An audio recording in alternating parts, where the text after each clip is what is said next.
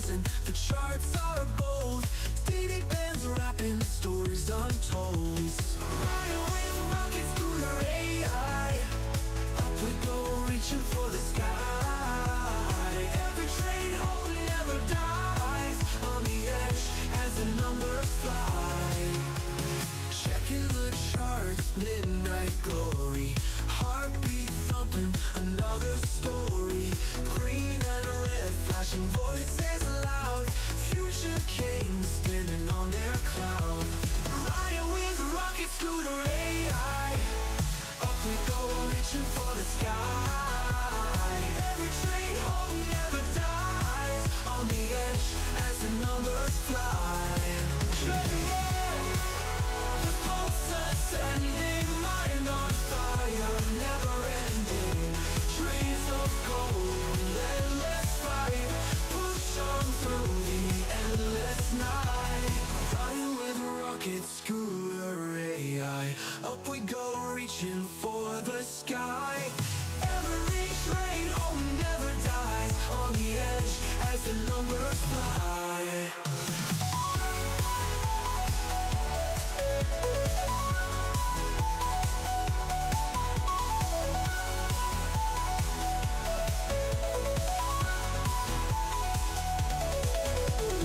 Checking the charts, midnight glory. Heartbeat thumping, another story.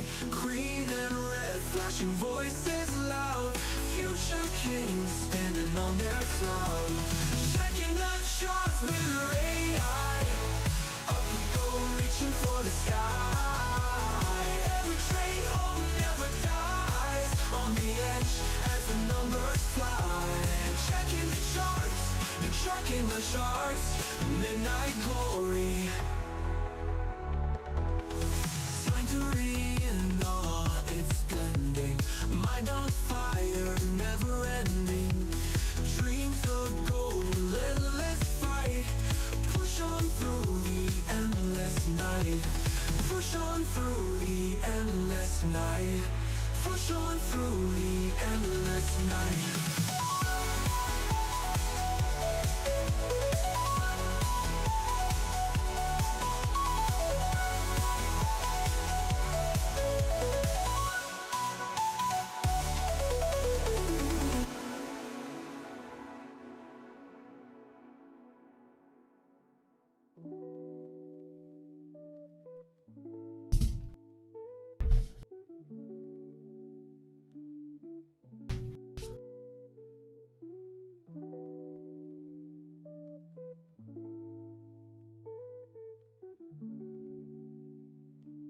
What's up, trading family?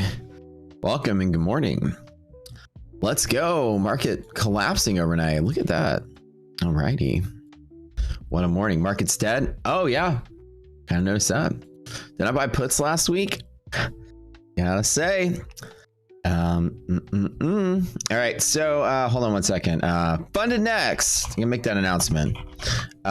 Big sale is back.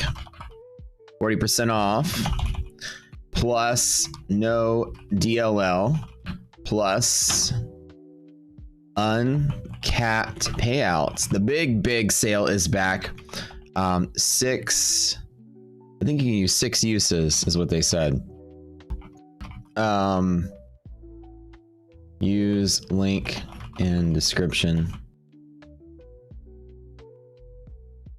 Yeah. You have to use the link in the description. Yeah. So what's up, guys? What's up? Is the S&P going to 0? Yeah, maybe.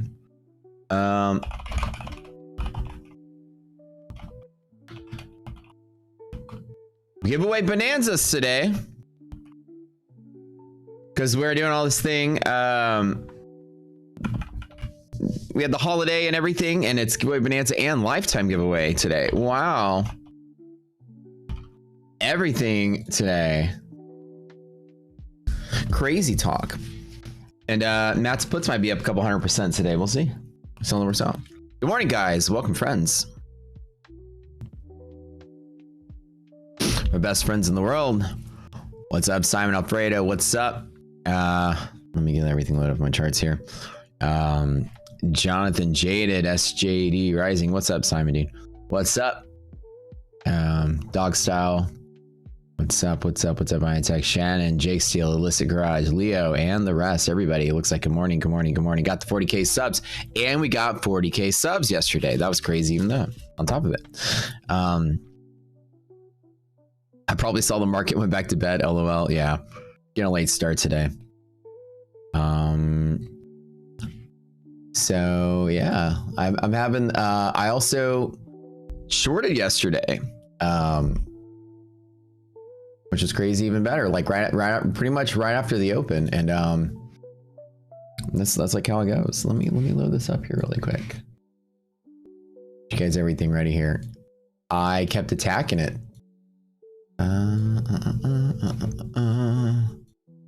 At the door, I'm already kind of like. I finally learned how to set profit limits, and I know y'all are gonna laugh at me. You know, you can set profit target limits in Tradebait. I'm new to the prop step. I didn't know this possible. So now I can actually just limit and get out of the freaking trade at a spot I want to get out at, which is nice. Even better. I know it sounds kind of very newbie of me, but I'm a little new to the whole prop stuff, and then I never really had to set profit limits before. But now that you can program that stuff into Tradebait, that's even better. Let me show you guys a screenshot here. As my futures shorting last night, y'all. Let me see, hold on really quick. Let me make a little spot for this over here.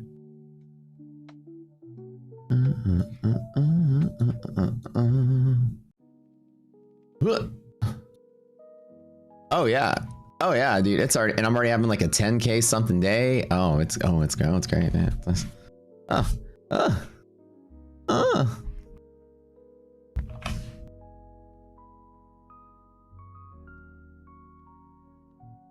How much is that? 10, 11, 2, 11, 8, 12, 13, 14, 15, 6, 16. Oh, like a 17K day.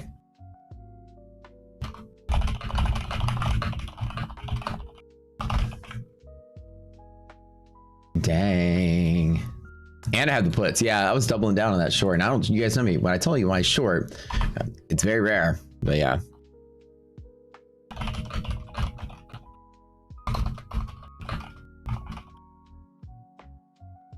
All right. I think that's like 17K. What's up, guys? Ooh, okay, let me tell you about why intuition just jumped in. And I just basically was like, okay, the FundedNext sale is going on, you know, let me just kind of like have some fun because I blow everything up. I could just buy some new ones. That was my mentality. You get 6 uses on the code. So I was like, okay, or on the no limit code or whatever. So I'm like, okay, and here's what I saw, right? Literally the market did this. Let me keep it going here. But friends, this is gonna be pretty brutal next couple of days. And I know I told y'all, whenever you know, I told you, I'm never gonna let you not know what's embarrassing is coming up. Doesn't, you know, and I tell you, nobody can predict the top, but we can predict the topping process pretty easily. No more than a day late to most bear moves, right? And again, you get all the signs in the world. I'll tell you guys all the tricks this morning. No, I've got, guys, I got some, look, there's still some zeros there. Okay, I can still trade today. I'm not gonna just be done for the day and go chill out and play golf and whatever. So here's what happened, right? There's still some trades I can make. Plus, we're gonna get Pickle back today. This is one hell of a good day. I feel like this is like one of the better days I've had, as far as like all the cool stuff is gonna happen. I had a 3-day weekend. I feel refreshed.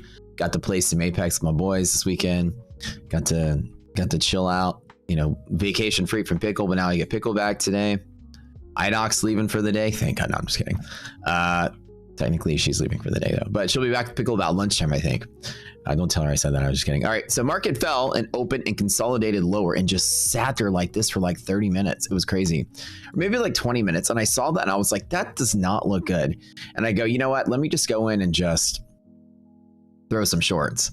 And I pumped it pretty hard and I was practicing with the profit target limits and whatever. And then it started moving and I was like, oh, well, that's pretty nice. And I got that big move and then it popped again. Then I did it again. And then I was like, oh yeah, that's pretty nice. And lo and behold, That's where we are. And I was just sort of like, okay, this market looks dead. And here's some of the signs. And so I knew I was gonna, start doing this. And again, maybe this is a short-lived thing, maybe not, who knows. I don't even know, I haven't read the news yet, so I could be overlooking something. This is what we're gonna explore together. So I'm curious if something happened overnight to spark this. You guys can tell me, but I'm gonna look it up really quick.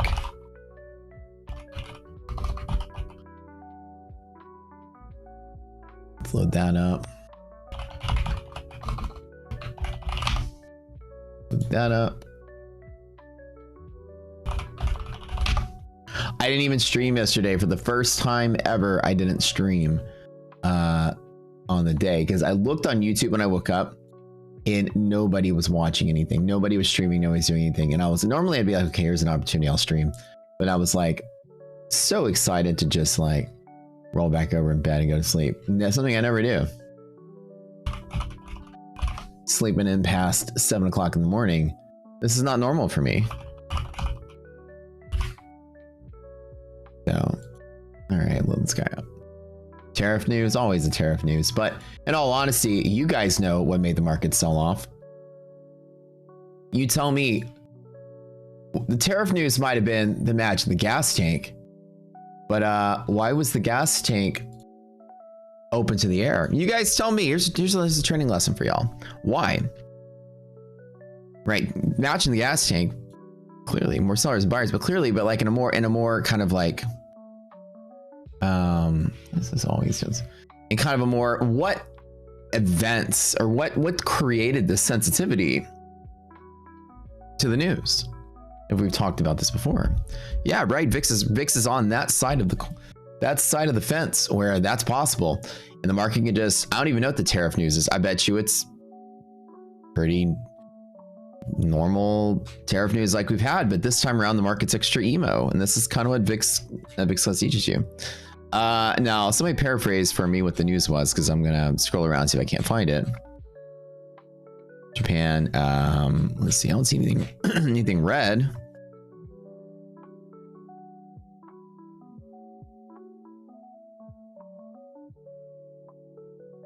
I'm not really sure. Well, news is news, right?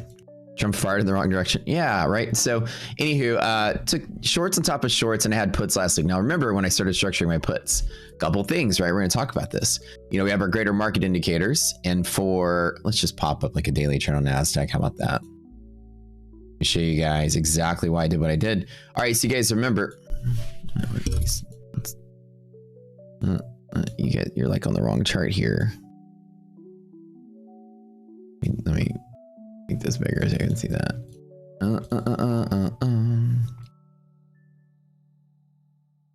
Right, so we know ever since I had that big turnaround back in April, remember and this big day I said, yep, bottom is in, and then the market bottom was in. And you guys remember on this day I said rip bull market. Do you guys remember that? Everyone in chat, double check. You guys remember I've done the bottom and top thing pretty good. You guys have been following me for years. It's very rare that I call reversals, right? And this is why a lot of you guys have stayed kind of loyal to the stream, because we do have kind of a science to trying to get bottoms. Doesn't mean you're right every time, but we seem to be pretty good at getting close, right? This is where I said the bottom was in, and this is where I said rip bull market right here. Nowhere in between did I say anything to the contrary. I've been bullish almost pretty much every day, and I've only shorted maybe like 2 or 3 times in this entire trip up. Now, what happened here, if you guys remember, that made me say, okay, rip bull market? And I even made a tweet about it. I was like, with the candle, burning a candle for its for the sad times. You guys you remember? What was the catalyst? What was the cause? What was the reason? You guys remember? On July 31st, rip bull market. That's it. That's literally it. That one specific day. There she is. Why? Anybody win the My Funded Futures giveaway? Yeah, like I made a post with like 50,000 people responded to it, or looked at it, and like thousands of people responded to it. So, and a lot of people won. Like a lot of people that follow me on Twitter won, and also a lot of people think that I'm the owner of My Funded Futures, because they're like, "Thank you, Matt, for the accounts." I'm like, they're like, you run one hell of a prop firm. I'm like, no. It's different Matt, and that's not me. So the funny thing was when it says Matt with My Funded Futures next to it, people think Matt at My Funded Futures. So the occasional people, I think, must think that I also own the prop firm. You got one? Cool, cool, cool. Nice. I was hoping a lot of you guys would win. FundedNext has no monthly fee and no activation fee. You go straight into the account. This is the best part. Okay, so when I said rip bull market, this is what we saw. We know exactly what it is. Guys in boot camp, what do I use to know that the bull market's flipping around? What are the main tools that I use? You guys know. And we're gonna do this pre-market because we got about 25 minutes till market opens. We're gonna do a lesson. Monthly maps, closing bear zone. That's it. Monthly maps, closing bear zone. That's number one. Greater market stuff, right? We have a monthly map which shows everything in the month. And when you're tracking along in bull zone, all of a sudden it sells off hard enough to end up in bear zone. That's when I'm usually like, okay, something bad happened. And then the next day you open up in bear zone, it's done. It's done. It's pretty much after the day is over, you're like, okay, that's bad enough to be bearish. Okay, that's number one. Number two is it's going to be a day where you're normally everything's bullish structure and you smash through all your high volume pivots, your high probabilities. You'll fall through like hedge pressure, then monthly hedge, then liquidity pocket, then DD band, and you'll just smash through all of it. As rare of the rare as it is, 80 and 90%, so you're talking 10% of 10% and 10%. It's almost like 1 in 100 or 1 in 1,000 or whatever chance probabilistically that this happens. When the lowest probability thing happens, you know also that's a turnaround. And so after this red candle, none of the rest of this was when I said rip bull market. And guess what? We have stopped advancing. That's a pretty damn good call. I made the same call here when I said back to being bull market's back. I bought calls here, made 50 grand. I bought 10K puts, lost. I bought 15K puts, and I'm probably up 30, 40K on this move alone. Okay, so we'll see how it works out. Back in October of 2022, I called bottom right here. Back in December of 2021, I called top right here. Same method. And now I teach bootcamp on this method. Doesn't mean I get the exact day right. Nobody can get the high at the top right. But usually I'm a day late and I get it within a day. I can say this is the day that did it. And there's a science exactly when the market sells up hard enough to crash through your 10% of 10% sort of pivots where it should be holding, you know something's up. That's how you know there's a panic. Also, because structure should hold, that's telling you that structure is deteriorating. Another thing is when you sell off hard enough to end up in the bear zone, you create a complete overhaul on Wall Street, a structure shift, a very big problem. So that's another thing.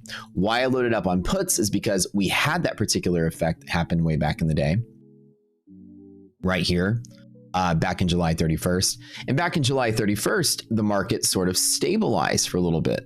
We had that big, I was like, okay, yep, that's crazy. And then all of a sudden, the market just immediately stabilized and turned back to bullish within a day. And I was like, huh, it's crazy. Market immediately got over its fears. But then we opened in Contango on the new VIX contract. We rolled in and we fell to Contango midpoint. And you guys know the rule there. Right on the edge, we sat there for like 3 days. And I'm like, okay, I'm going to start shorting this. We're right on the edge. And then I started buying puts. Had like, you know how you have air dried candy? Look who I have in here, guys. The world's meanest person. You know, I shouldn't bring y'all anything. Whoa. You can drink mine, but I need you to wash this, okay? Wait. Done.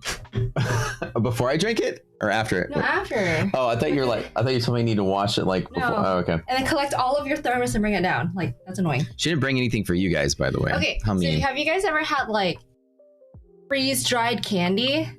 I just need someone to say yes, so then I don't think that I'm the only one who's like those experienced this. Skittles that we have, those gummy bears that we have have? you ever had it? Like, it's like a normal size Skittle, but then when it's freeze-dried, it's huge, right? Yeah. Well, this is what happens when you put turkey bacon inside of a microwave. That's not, I didn't do that to your bacon though. I just tested this. What the heck? This is freeze-dried turkey bacon. Get out with the turkey bacon. That is the weirdest texture I've ever had in my entire life. What in the world is this, guy? Look how fat it is. What in the world is this, Levang? Look on the screen.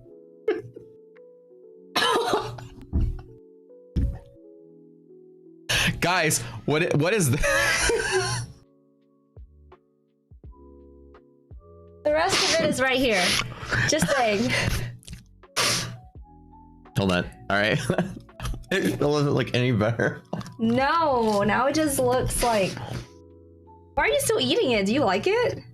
That's some prime meat. Oh my god. It's only 8:10. Boys will be boys. Come on. So stupid. It's a bicep. Oh, like from Always Sunny. Oh yeah. It's bro. No, it's not a penis. It's a bicep. Hold, turn it this way. It's the weirdest texture ever. It's This like makes me worried. What is in this thing? I'm gonna tell you guys. It's literally tastes. It's like a marshmallow. It's like like a cereal marshmallow. But what I did with yours, I stuck it on the pan real fast for like 1 minute each. I made that fresh. Yeah, it's a bicep, guys. You never saw that scene in Always Sunny in Philadelphia? So they tried to make a flyer to invite him. They inherited a mansion and they want to have a giant party at this mansion. So they tried to make a flyer that was real manly. So they made a bicep flyer, which basically looked like this. It had like a hump and then something like this. Are you sure you want to draw that on your... Oh, it's a bicep. It's a bicep, but they were handing out the flyer and people were getting it the other way. It was like, come to the party mansion. Yeah. I'm convinced one of the best episodes of Sunny, by the way. It's much healthier to eat like fat-filled bacon than whatever this shit is. Because if you put real bacon in the microwave, it doesn't do this. Well, turkeys have fat in it. That's why it's straight up meat. But that's weird that it evaporated. Yeah, it's about 75% of its original size. I feel like turkey bacon is like a super processed, like spammy. Yeah, like spam. Hey, by the way, what? Market's tanking. Oh damn, your puts. Don't let me sell. Wait, no, isn't that like a bad thing or a good thing? Well, no, I'm in the. Remember when I got the big trade the first time when I told you don't let me sell the calls? Yeah. Don't let me sell the puts this time. Oh yeah, so like right now you're tempted to sell the puts. Don't let me wuss out. Don't wuss out. Yeah. Matt is the worst artist ever. I'm horrible. No, I think you're pretty good. The fan is like the best fan you ever drawn. Better than what I could have done. Okay, well I gotta pick up the little fucker, so. All right. Bye. Hey, come here. Go ahead. Thanks, man, for going to get pickle. Yeah. Where's your money? What do you need? Or pickle? That's a good question. I don't see my wallet up here. I don't see it downstairs either. Why does it keep levitating to different places? Where do we go? Indian food place. Indian food. Those are my pocket. It's in my car? Or my car? Or your car? Or somebody's car? Okay. Where's your money? Yep, somewhere. Ow. Oh, upstairs it. Let me know if you don't find it. I can help you look for it. Oh, it's okay. Eat your food. It's hot. You didn't freeze dry this bacon, did you? No. Why? It's actually. Okay. Appreciate it. So we've been trying to recreate the Starbucks sandwiches. Okay. You nailed it. This one is perfect. Well, yeah, because I freshly on the pan. That's perfect. That's why. Okay. Very good. So we're not freezing. No. It turns into this. No. I swear, if you guys don't watch Always Sunny in Philadelphia, go watch the episode where they have the dick flyer. It's so funny. All right, back to our students morning. Am I done for the day? No, I still have some accounts to trade with, but we are irrational, so we might be done for the day.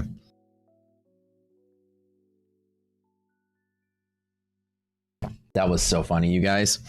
What a way to start off the day. Yeah, the suspicious shape of the bacon, right? Yeah, it was a rocket ship. That was a big ass turkey, right? Don't gobble that turkey, lip rocket. It needs more veins. It's definitely a bicep. Yeah, bro, it's a bicep. Okay. So back to it. There is yeah, if it's in my car, I ain't in my car no more. So yeah, we're getting pickle back from obedience school today. So anyways, as we hovered at Triple B for like 3 days, back to what I was saying, sorry for the interruption, right? We got the signal right here. There was basically 3 things that happened. Number 1 is DD ratio went less than half. We broke through monthly maps, we broke through monthly hedge pressure, everything. So all greater market signals are bearish for a day. And then it went back to bullish, and then we've kind of been spotty for a little bit. Everything else has been sort of stable with the exception of a couple of scares, right? And then Friday, we had a big sell off, the same thing where we crashed through a bunch of key pivots and held the bottom. You guys remember my Friday was pretty bad. I was pretty much red across the board with a couple of greens, which is totally fine. It's just another down day I had. It's just a day where the market just fell and they gave us no mercy, right? We dropped and the market just stayed flat with no bounce. Now, going into today, we'll see how it turns out. This can just be another day that wicks up. We'll see. We are coming out of a 3-day weekend, and the reason I started loading on my puts was to hedge so I can keep being bullish. This is what I start to do. So whenever I get the scare that the market is topping, it's the first time you break into put side on monthly maps, or when you start breaking through MHP or DD ratio less than half, you're losing your greater market signals.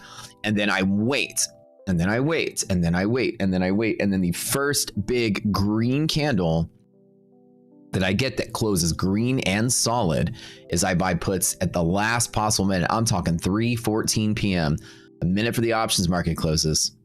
3:14 Central, and then I will grab puts right there. And this time I put in like 10K and I was going to load up over time, but I decided instead of building a bigger position here, I would take it in stabs a month at a time. I put 10K here and they were like maybe 2 weeks out or something like that.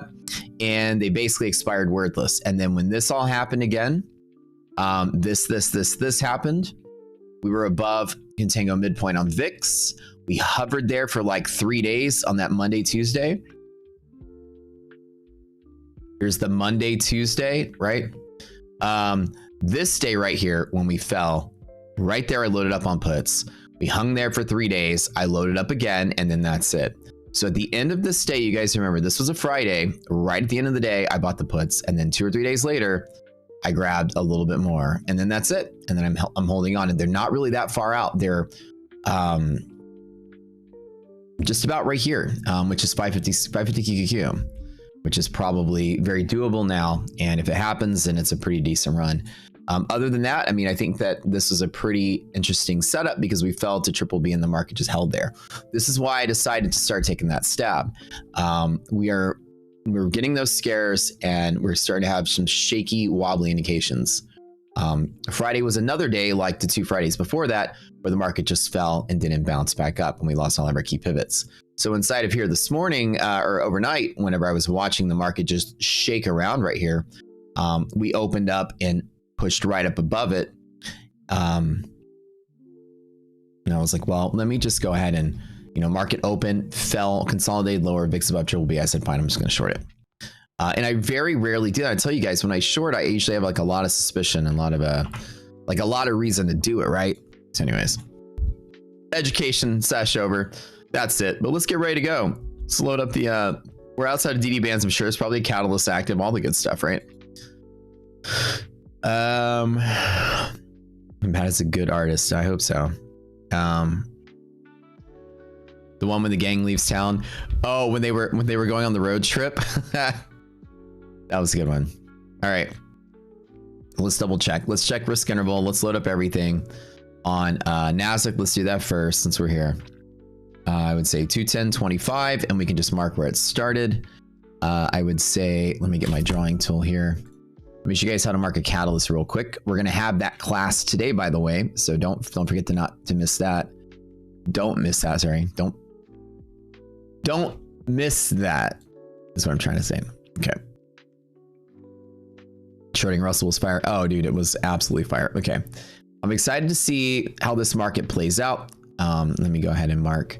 Double check. What we're looking for is a run without a retrace, right? And that's literally it. You're going to mark your cat level from there. Okay, that's the anchor point, okay? Your impact line is there. We're going to mark them all up and keep them there.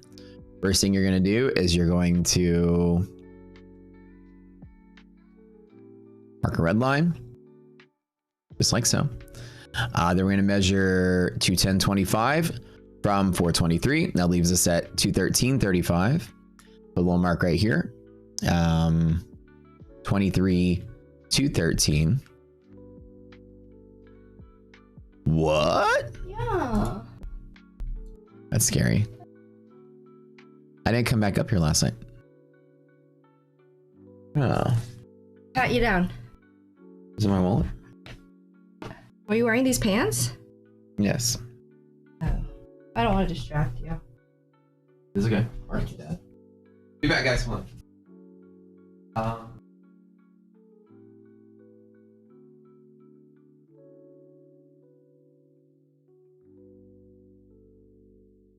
Alright, what's up here? Did you check Your cars, yeah. Bought the with your phone, probably. You a lady. I bought all kind of ice cream and stuff, remember, with the card? Yeah, did you put it in the freezer? People do that shit all the time. It's very possible. Okay, so I bought the ice cream with my card, I remember.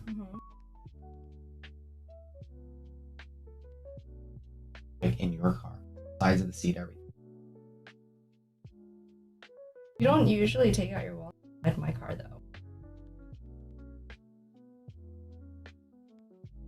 Check the closet.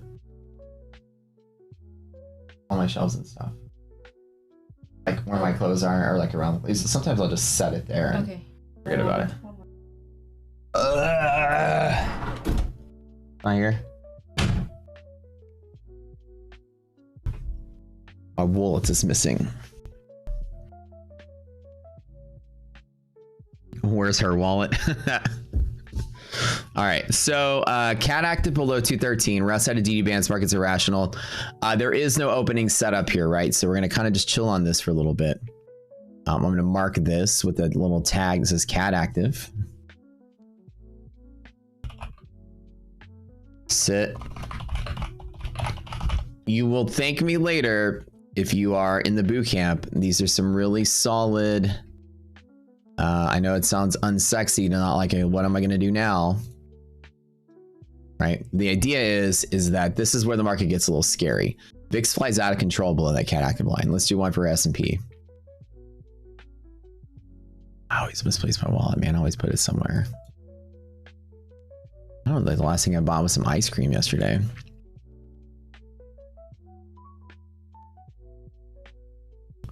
Ooh. You guys know, like I say, I rarely short. When I short, I'm very meticulous about it. And last night was kind of a coin flip, but I mean, I did have some things I believed were helping the odds, which was the VIX back above triple B again. Oh shit! Well, looks like S&P didn't retrace even there. Okay, so S&P's is going to be slightly higher. We'll consider the S&P cat line.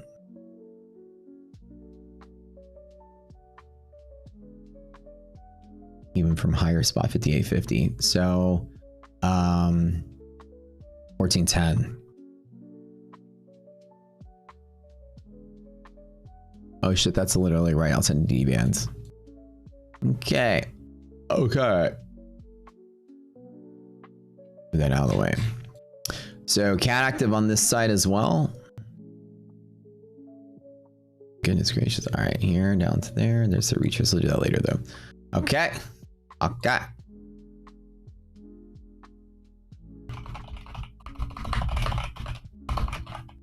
There's really a rule of no day trading underneath this pink line.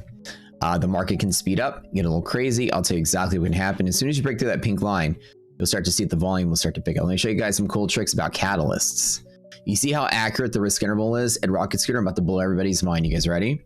This is why that's why everything we do starting to like kind of go mini viral, because we do cool shit. Now, here's a guarantee. I'll tell you this pink line, 100% when you touch it, there will be volume spike. Number two is when you get on the other side of it, there will be crazy volume, an irrational volume.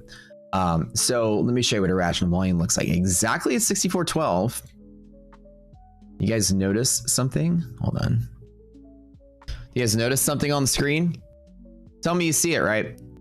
This is how good the risk interval is. It's a structure point in the market. We literally have reverse engineered span. You came up with this number. You see this? Pretty damn cool, right? All right, number two is crazy irrational volume. The volume's just sort of normal and stable. Now it's all over the place. That's what you can come to expect when cats are active. And you can see that the market is sort of just like, there's almost like a line in the sand you cross, right? Everybody can see right here, exactly this moment in time when you cross it, there's a bunch of chaotic activity. This is forced margin calls. That's exactly what you're seeing right here. People are just kind of getting squeezed out and stuff. It's even hard to see with these final candles right here, moving all this crazy stuff. You see how the market is just sort of like getting bigger and bigger and bigger and bigger and bigger volume as people are getting squeezed. And the candles are becoming crazier. Look, it was like, what, 753? And we had 6404 to 87. We had a 20-point drop in a single minute. Now, with this being said, your stops are going to be that distance, the biggest 1 minute candle in the last hour. So 20 points on S&P is the stop today. NASDAQ, the same thing at exactly a risk interval on NASDAQ. Do we all see it, guys? Exactly right here is where the cat is active on NASDAQ. And right there again is where the volume picks up. This is how exact my calculations are. That's pretty neat, right? Risk intervals. My wallet's gone. Oh well, I'll have to go find it later.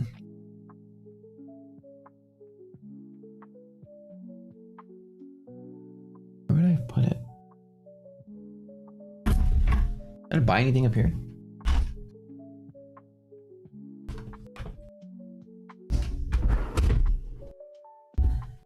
I don't know. Anywho, you see right here, the market's getting crazier and crazier. So NASDAQ is 140 all the way down to 61. So NASDAQ is an entertaining of an 80-point stop, even if you were trading, right? So the idea is now we're going to account for the extra volatility. Every trade that I would normally take ever would be a small trade outside of DD bands. Now it's 1/2 of small. Does everybody understand why it's half of small? Because the stop is not twice as big. So now I'm going to have an 80-point stop. So today I would be doing 80-point stops in NASDAQ and 25-point stops in ES. Because of that, I'd have to trade very small to account for the extra volatility. The biggest 1 minute candle in the hour is where I set my stop normally in a volatile market. Other than that, it's 40 and 10.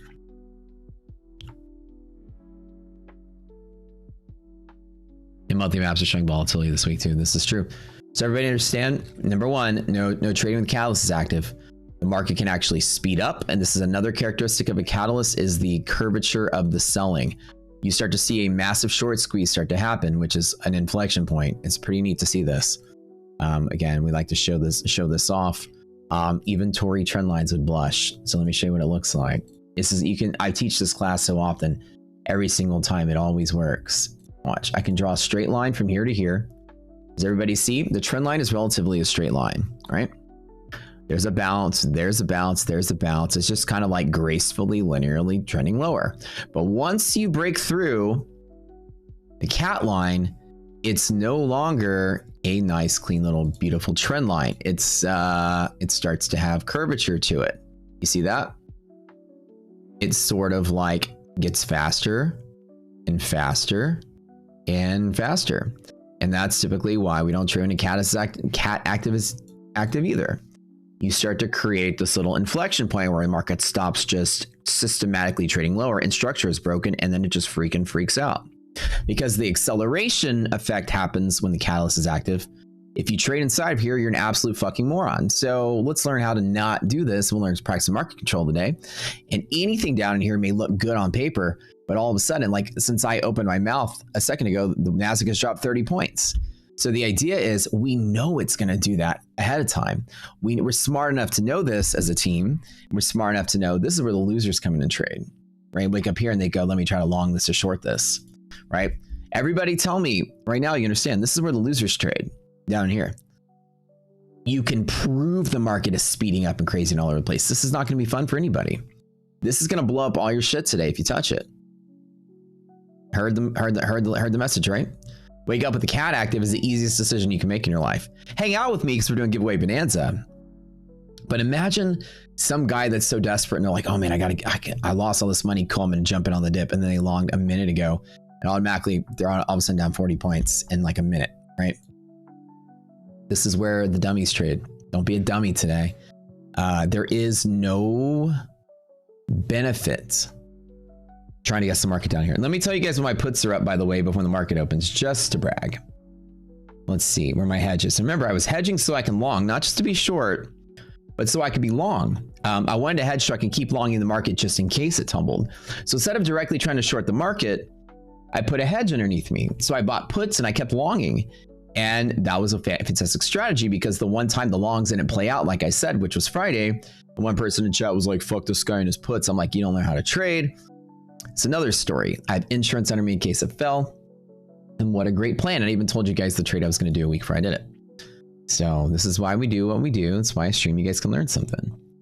Every once in a while, you get somebody that's just traveling through that wants to copy trades and get a free ride to the top. You know, join Big Papa Bear on his throne. But I don't think at the end of the day, I'm here to hold anybody's hand. I'm here to teach people how to trade. All right. Let's see where we are.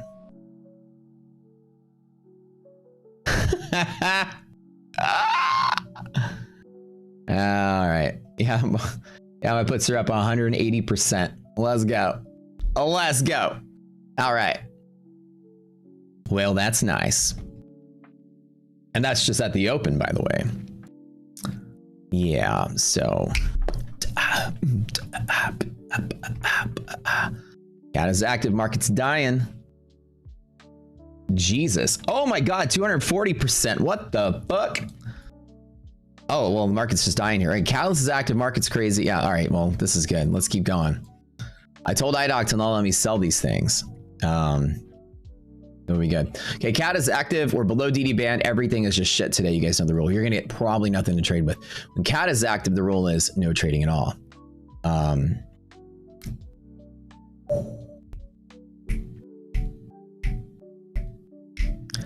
not gonna sell this time. God, dude, what a fucking crazy nightmare. Yeah, avoiding this day today is crazy. What was the news, by the way? I didn't even listen to the tariff news. What did he say that was going on? And so we know with the cat being active, right? The market's just opening and tanking even further.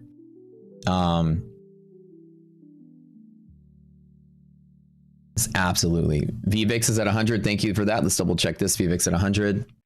Yeah, VVIX at 108. That's crazy. All right, so we're gonna let this guy kind of play out.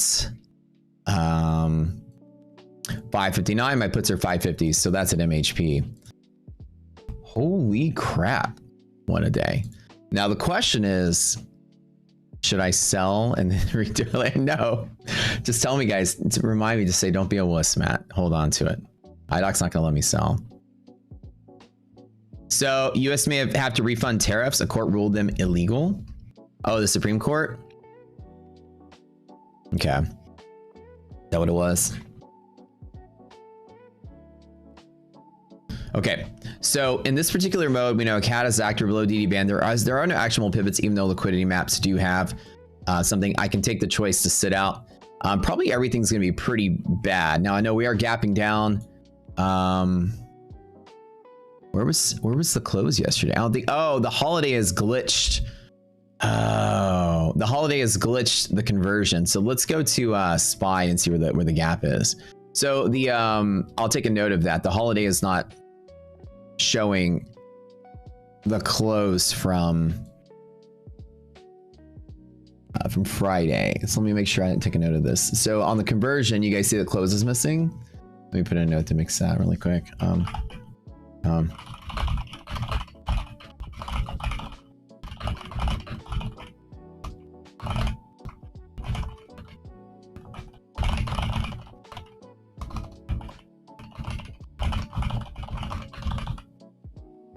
Oh, he also told me about it. Yep.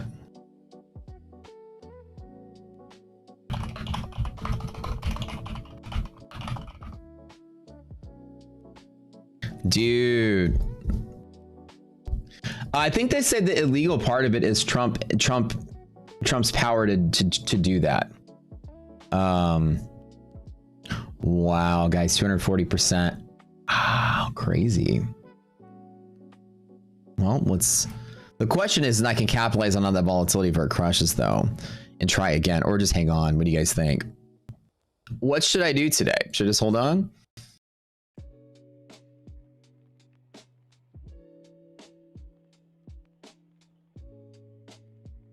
Sell half, sell some, and then try to get a little bit more.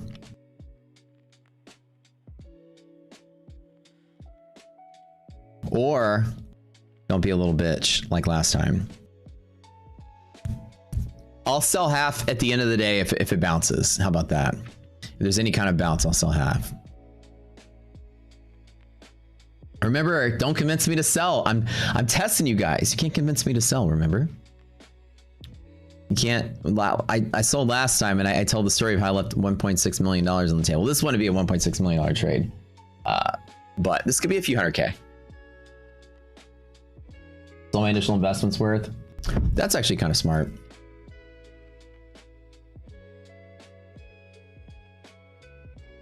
The idea is this is actually a hedge, though. This isn't supposed to be a day trade. I should keep it active so I can continue along the market just in case. All right, so the CAD active, we did open and we did immediately start selling off at the open. The market is going to be extremely volatile in here, guys. So I'm going to tell you, just be very careful while you're trading inside. This CAD active is not really the best sort of trading that you'll see. Hold on one second here.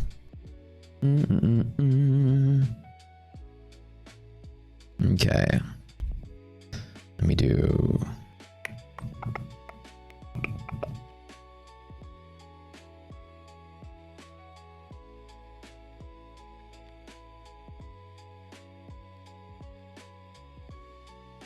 Oh, y'all, this has been.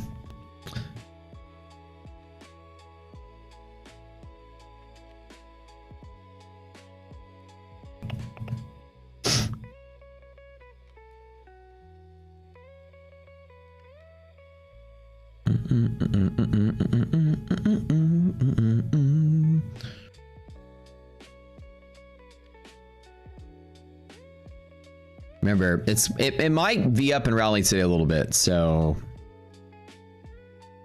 we shall see what's going on.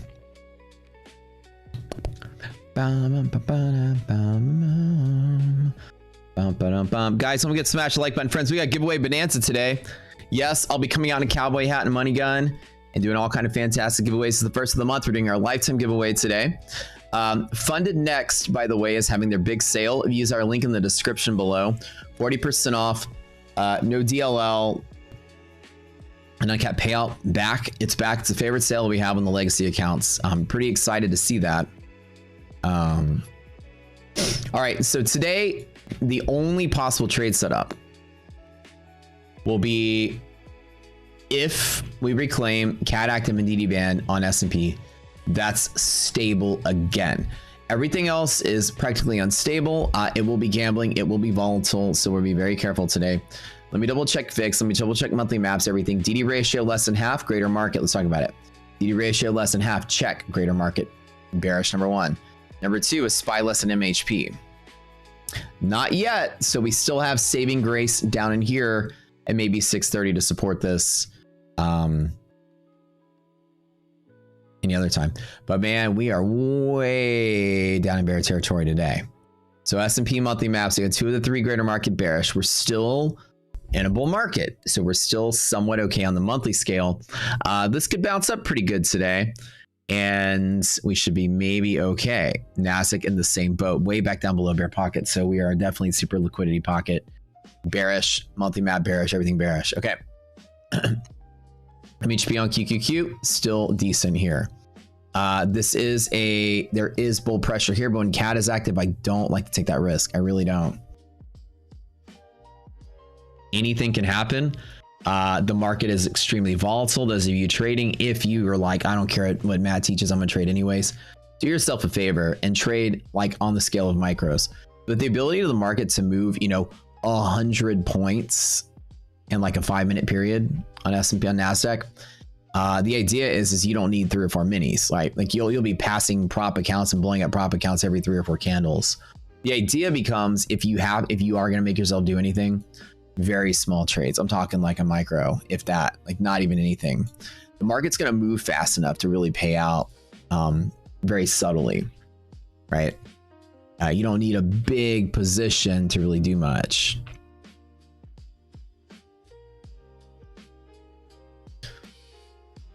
Multi-chart progress is almost done. We have you can have multiple futures. The reason to do it is that futures is locked into one instance of a window. That's it. The CQG considers one window, one instance of the platform. So you can't open it in a pop-out window. If I pop out another chart window to the side, can't load futures in both of them.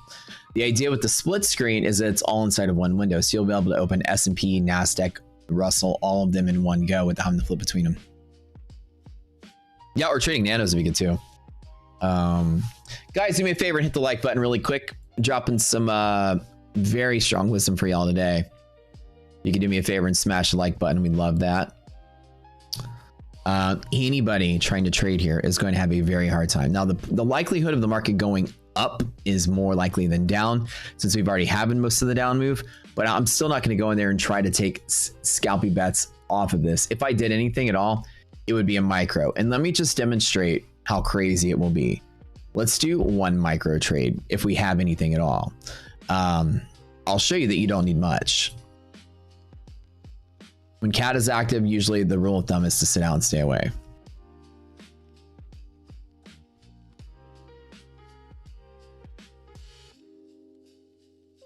We'll see.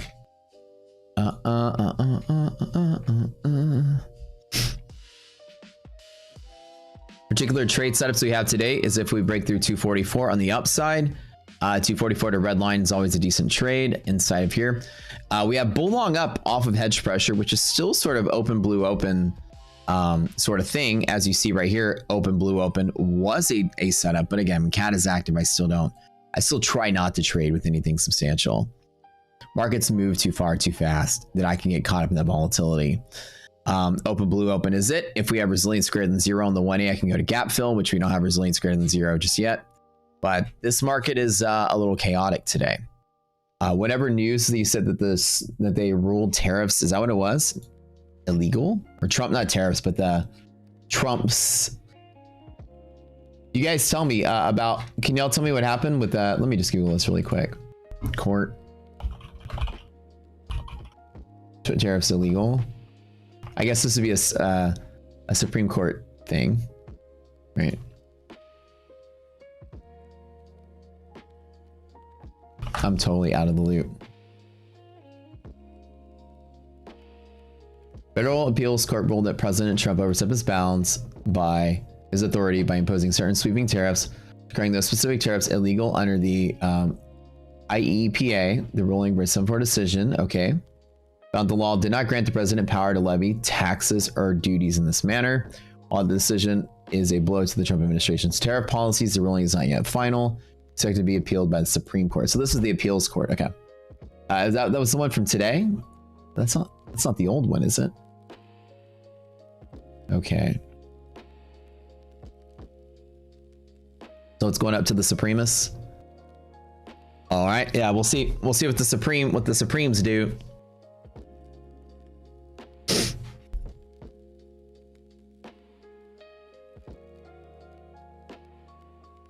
But anywho, today's gonna be great. Giveaway bonanza, lifetime giveaway today. We'll do song submission thing, everything today.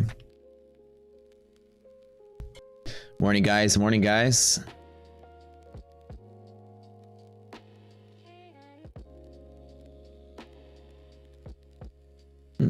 Where the hell's my wallet? Makes no sense. That would be positive news to get rid of tariffs. Well, I think the idea becomes why it's causing a market panic. If the US has to give back the money, I guess. Markets just hate uncertainty, probably so. Yeah, this is just a spark, right? Giveaway bonanza, what a time to be alive. The Supremes will probably say you can't hurry love. I was trying to make a similar joke. I was trying to like, wait, I need some of the Supreme songs. My baby love. HP is weekly gamma exposure maximum dealer. So this is called hedge pressure. So you see the algo shows bullish pressure up at hedge pressure. That's what we see. But one of the ideas is I have like an overarching, rule set that is telling me that the market's irrational and catalyst is active. So it's like an area that I try not to trade in. So underneath this pink, the idea is to sit out. The market can be unusually volatile and crazy underneath pink. And I promise you something, if you just learn from me, you're going to learn why I avoid it. As much as you look at this, right? Everybody do me a favor. tell me from here, the way that it looks, which direction you would bet. Don't take a trade off of this, but the idea is I want to see what you guys naturally feel. The market makes me look at this and go, ooh, I should probably get in on this. This is probably a dip to buy, right? And the idea with this exercise is to teach you that you're probably going to guess it wrong, whatever happens, right? Like the way that it looks, it almost feels like I should probably get it on a long. And that might be the right answer. Hell, I might get a green candle that does this. Who knows, right? The idea is that the uncertainty is so high, everything's a freaking coin flip here. I think most people feel like probably up or maybe a fake out or maybe a bull trap, right? We can all sense the difference here. It's going to be unpredictable. And maybe there's a green candle that comes all the way out of this and this flies up 100 points in the next 10 minutes. You never know. It feels like the volatility is sort of settling out. And we know markets just don't fall and stay low. They tend to get volatile as they fall.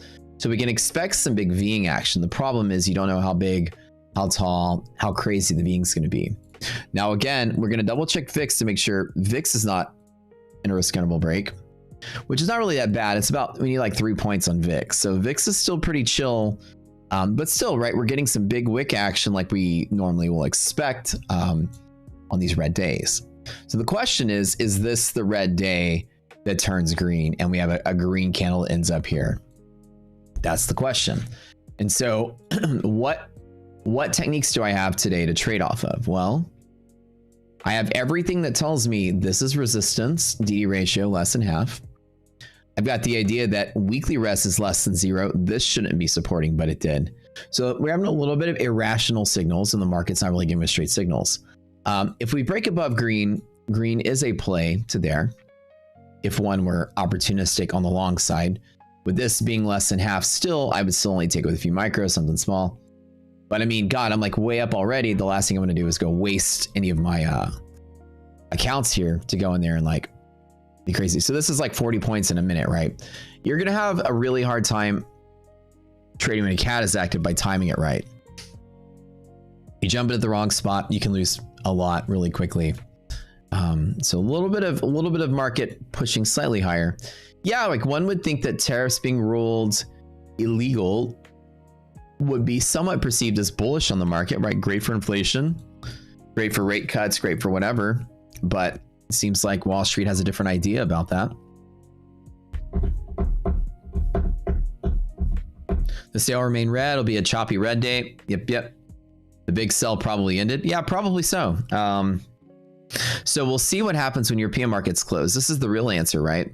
And a lot of this comes from the fact that foreign markets outside of the US might be experiencing tremendous downside due to whatever. Remember, the tariffs then just necessarily cause taxation. Only tariffs cause taxation plus a reformulation of business. Companies are finding new suppliers, going into, probably a more expensive supplier, but saving on the taxes. And now companies are paying a little bit more for a local supplier to get away from the tariffs. And now their expenses are up for no reason if the tariffs are illegal. So with corporate profits up almost 10% over the estimate, we got those numbers last week. One could probably say that the market is anticipating companies to be locked in unnecessary commitments or expenses, possibly due to the tariffs. That could be a reason to freak out. Like, oh, this company was just, to avoid the tariffs, they jumped a new supplier. They're paying 30% more on all their stuff. But just because it's local, they avoid the tariff. And all of a sudden, that company is now locked in certain trajectory that might be perceived as bearish. But we'll see, right? Market does just freak out when there's any kind of crazy news. And again, with CAD active, you see how there's big red and big green fake out candles. We're smart if you're not the deal. 40 points down, 60 points up. Anybody out there trying to trade it out, particularly gambling on this, is going to be having a little bit of a tough time. Like I said, this is not something I really care to spend a lot of time and effort guessing at. When CAD is active, we sit out, we kind of take it easy, we wait for market to stabilize. And the idea is that it's still trying to sell. There are going to be people out there trying to guess both ways. I'm going to tell you, the easiest thing in the world to do is to wait. You're up 360 bucks on the FundedNext account I gave you. Nice. Very, very nice. Okay, guys, make sure when you load up on FundedNext, I'm going to tell you the way they did it this time is that my code doesn't give you the discount. Nobody's code does. You have to use the link of mine in the description to give us any kind of credit for it. Please do, because that really that really helps.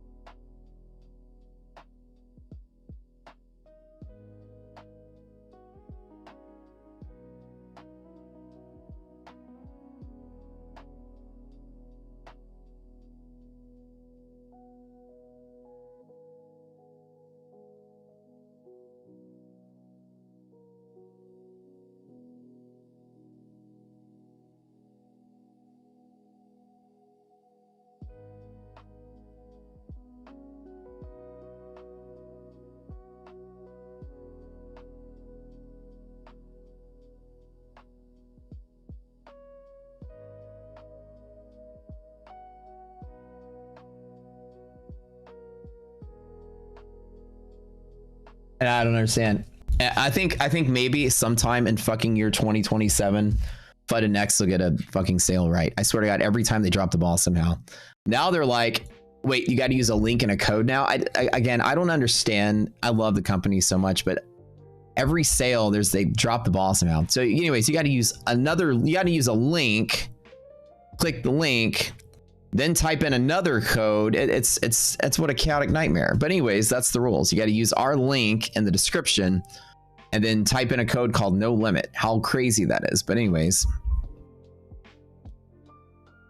they always seem to drop the ball at the sale and execute it so weird like. Okay, now we're back up to DD ban, which is crazy.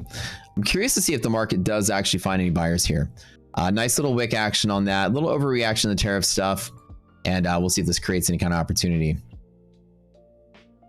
Again, I've got no skin in the game yet. Now, FundedNext is one of the best prop firms out there. That's the one thing too. But they seem to just like logistically figure out some way to make it a little harder than it needs to be. I wake up to a bunch of DMs. Wait, what was the code? Wait, your code's not working. Wait this, wait that. I'm just like, okay, yeah. Well, let's keep things consistent. Let's just every sale, something's different. This one is different number, different. So you have to use our link and type in the code no limit. That's it. Every time. Just use Companies USA. Well, no, they're really good. I mean, they're the only plan in the world that has uncapped payouts and no DLL. It's it. It's the only prop from the world that offers that. And to me, it's the best 2 rules you can buy. It's the best prop account you can buy in the legacy right now. No DLL, which is fantastic. I hate DLL. And then of course, no payout cap and 100% split. So no DLL, no cap, no split. Nobody offers this. Nobody in the world. There's not a single prop firm that offers anything this good. The no DLL is just for the sale. When it goes away, then they become a normal firm with no cap, which is good. It's still really good. About the tier of my funded futures, but when they get rid of the no DLL, it puts them over the top. There's no firm that offers these 3 things together, period. It's no DLL allows you to infinitely scale. You can load up as much as you want, not worry about stopping out soon before you're right. You can literally freaking martingale these accounts with no DLL until you pass a bunch of them. With no payout cap, it's even better. Like, you know, it's not they're the perfect accounts for anybody wanting to trade props. And they're only for a short time, so they don't have the no DLL rule all the time. They just have it now. I think they only let you buy like 6 or something like that.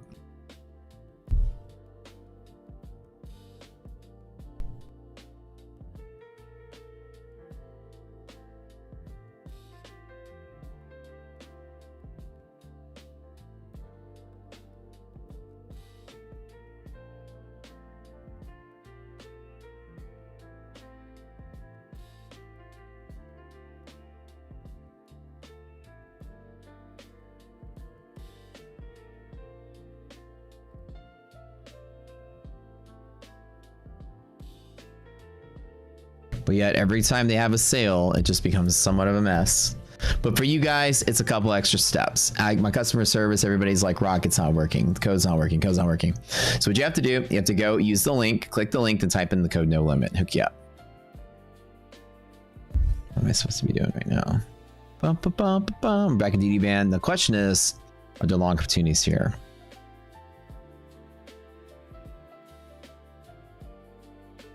Now let's watch the market. DD ratio less than half.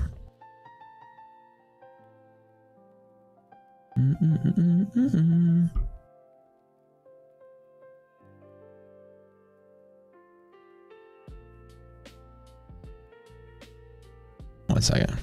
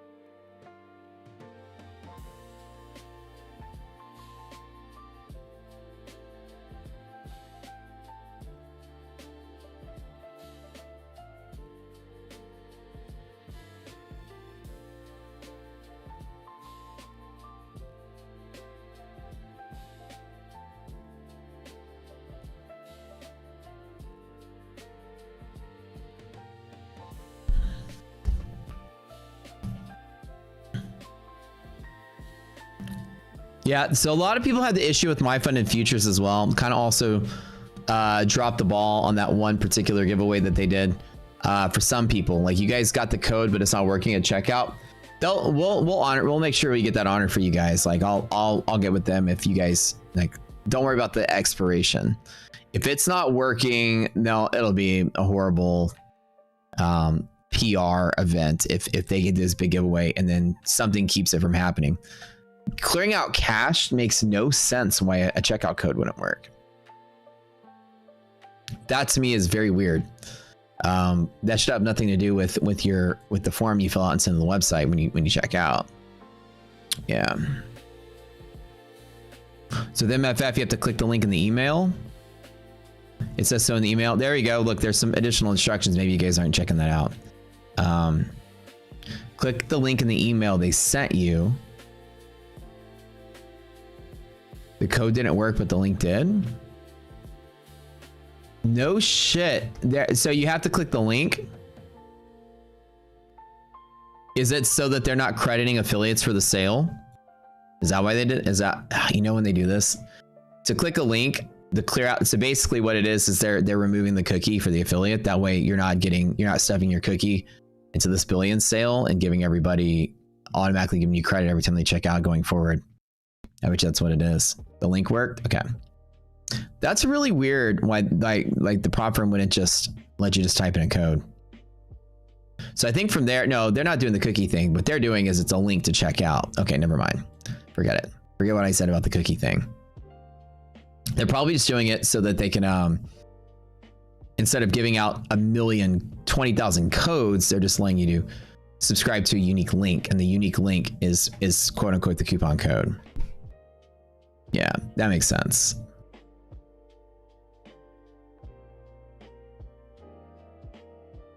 Somebody said it's a money grab. Well, it's more like a market share grab, I'd say. In general, it's like once you get anybody in the door with a company or service, they're likely to stay. That's why anyone gives out a free sample, right? You go to an ice cream place, they let you sample the ice cream, whatever. Free samples are always really good. You know, sample the product. People are likely to stay. It's to get new customers, right? I mean, you have a $20 boot camp, you know, it's a similar concept. You know, you have something really, really good for really cheap. People are like, oh, okay, let me check this out, see what it's like. And then after they check it out, then they're like, oh, I like this. Let me stick around and see what else there is. And so you have to click claim to get the thing. Okay. Cool.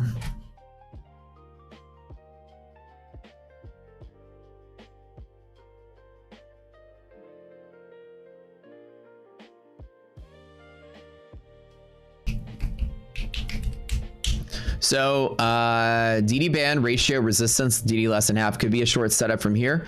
I don't short below DD band. You guys know the role that I have, and CAT is particularly close to being active again. We have got back into the safe zone. People that are trying to be bulls here, as long as the market stays above CAT, this is a particular setup just with a normal stop now, whatever it is, like 80 points on NASDAQ. If one were saying, okay, you know what, this is an overreaction, this is probably a dip to buy. So we'll see. Remember, so let's see if we can't get anything good on this one. Holy fuck, what's going on here? There's some green candle-ish going on. And that's why, you know, we wake up when I'm like trying to short. There's no shorting below DD band for that reason. Now the question is, should I buy a dip here? And I think with all the things that we've seen, news in 1 minute, 9 o'clock. Oh, it is 9 o'clock. Okay. Today's data, ISM numbers. Market's just going to flip out over anything right now. PMI, the manufacturing PMI came in at 48.7. The manufacturing prices came in at 63 on a 64.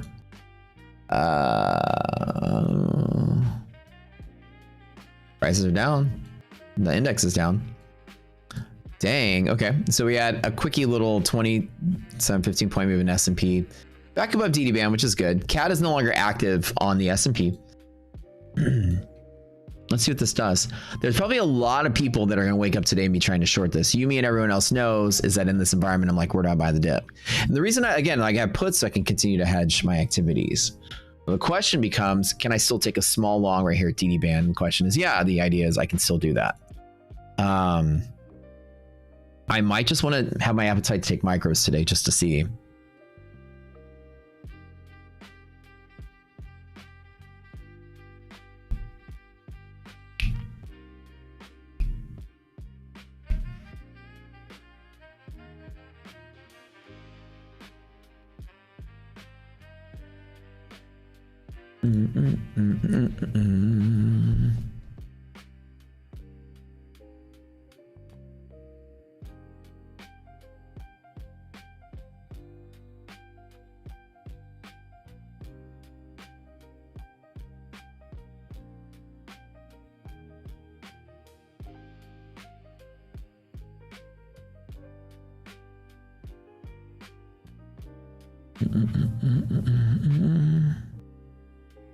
Friends, family, loved ones, do me a favor and smash that like button real quick. We all have 300 people clicking that like. This is the new start of the month.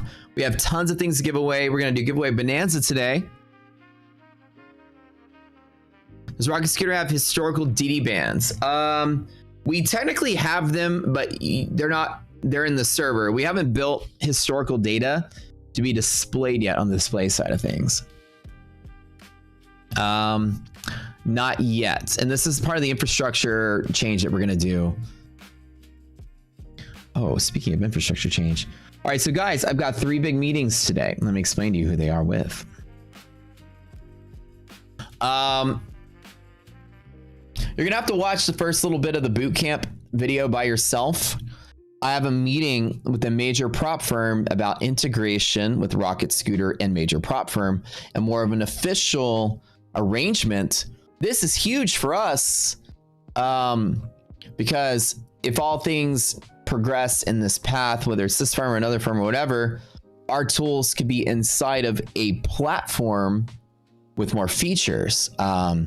Whereas we have the option to abandon the platform as the way that you guys interact with our tools. The idea is you'd like to trade your prop stuff inside of a platform with more platformy features. Like with us, you guys would rather us make historic data, back tests, more algo, more stuff like that, rather than us spending our time making, can we do bracket orders? Can we have alerts on the charts? Can we have this? Because we have to split our focus. Do we develop a platform or do we develop the tools? And the idea was the platform was to support the tools when there weren't any options, but now there's options. So instead of us competing in the platform business, Rocket Scooter might decide to just, hold on.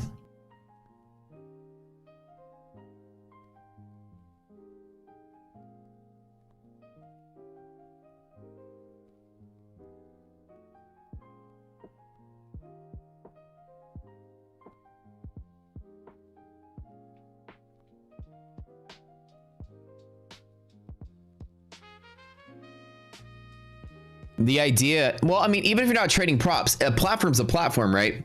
So the difference is a prop platform, platform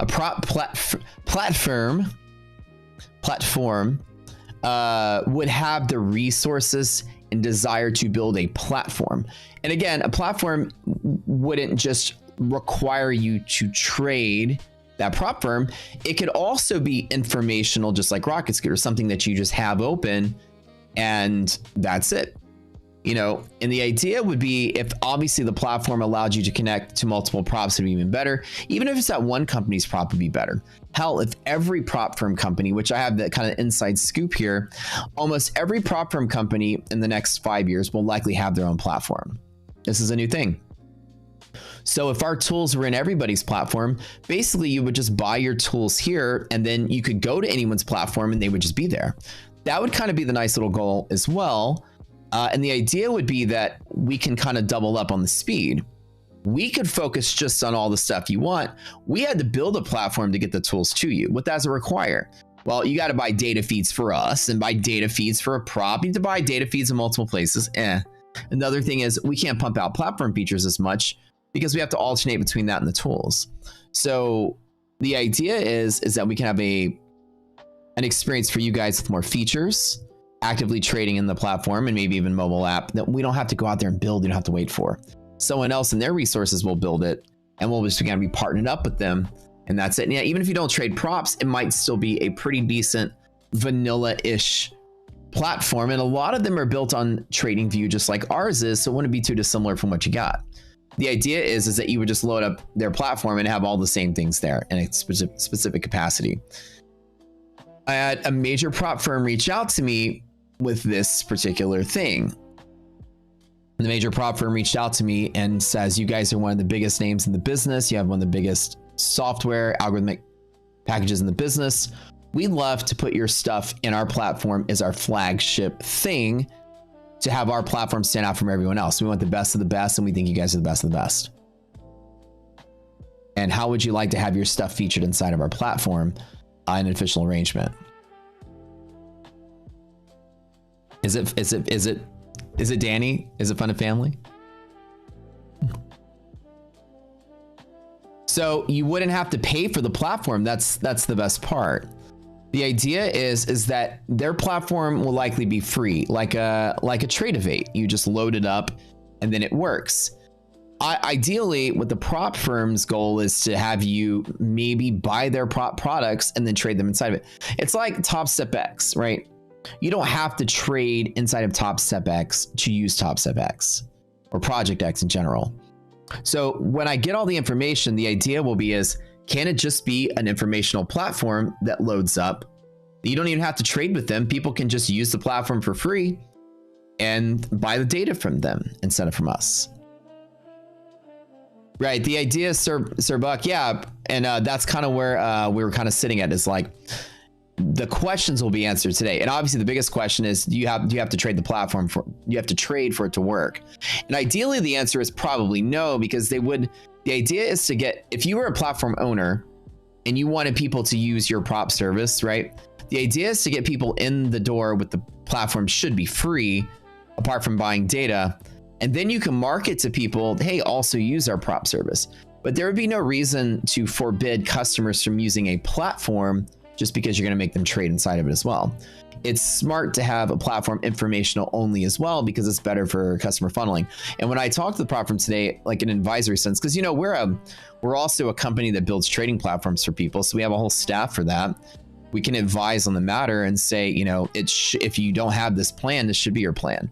You shouldn't force people to trade in the platform. It needs to be a generic platform that you can trade your service in, but people can still just buy the data to use it. You'll get more customers that way. And I'm sure they see it too, but we're gonna have the talk about it today. And when I say major platform, I mean one of the top three. I mean one of the biggest ones out there. So this is a big deal.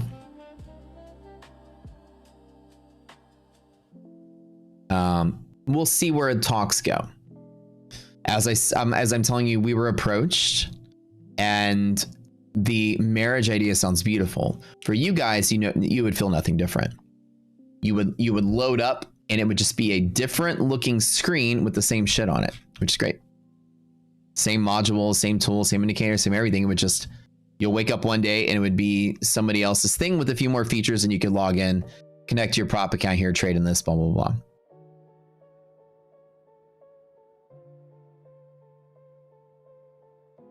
And I can't tell you who it is, but I'm saying it's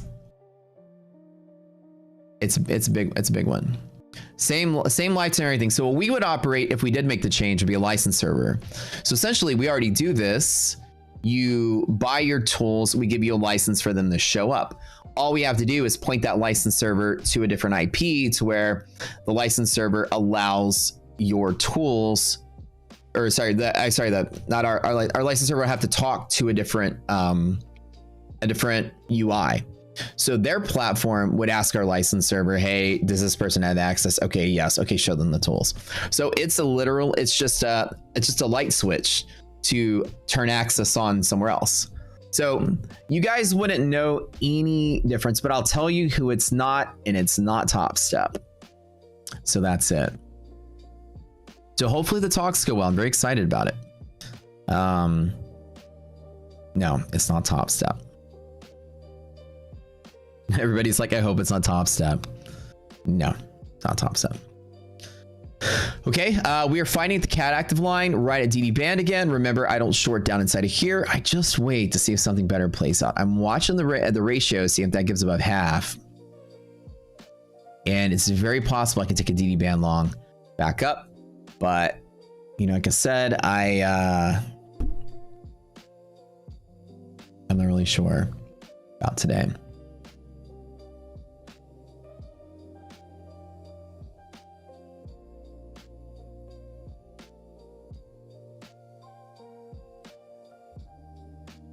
So in this particular sense, we're making big splashes in the prop space, which I'm excited about. Nasdaq resilience just tanked, by the way. A lot of times when CAT is active, you'll see me sitting out. Submarine said, you never seen a YouTube channel that the talent talks more than the chat. I've never seen a YouTube channel with talent to begin with. Let's start there. Now, when there's a no trading day, I'm just joking, but when there's a trading day where you sit out, there's really not much to do but chat. You know.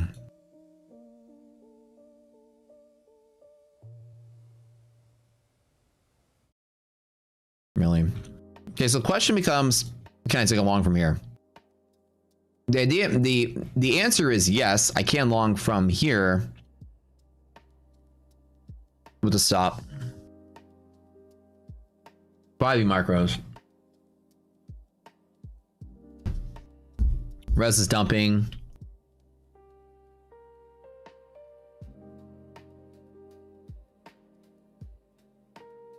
Let's look at here on maps. What you guys are drawing trend lines. So hopefully, you know, as things progress, like I said, we're making some big splashes in the prop space. I know there's a lot of like, you know, indicator people and, you know, tool sellers and stuff out there, you know, millions of them. And to have, you know, a major company with the platform approach and say, we're the best of the best, that they're like, we'd love to see your tools inside of our platform as a flagship product to make our platform stand out from everyone else's. Let's chat with you guys. Who knows what the options are? Now let's just look at the options, right? As a businessman, I can only guess where the talks are going to lead, but they could lead nowhere. I mean, idea session, or they can lead to, let's merge the companies. Let's buy a license from you guys. Let's buy you guys out. Let's do something. So the idea is I got to plan for all contingencies, whatever the talks are going to go. Number one is you guys, my promise to you is your experience is not going to change. Rocket Scooter will never go away. You guys will have the same tools, the same package, the same price, the same everything. If anything, it just moves where your experience is. And it shouldn't incur any additional costs, no matter what the option is in the spectrum, what could happen. My goal is nothing should change for you guys. But it doesn't matter. I would never leave the project.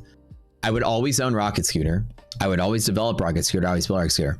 The idea is that whatever the case may be, I would make sure I'm always here. I would make sure that you guys get the same thing you've always had.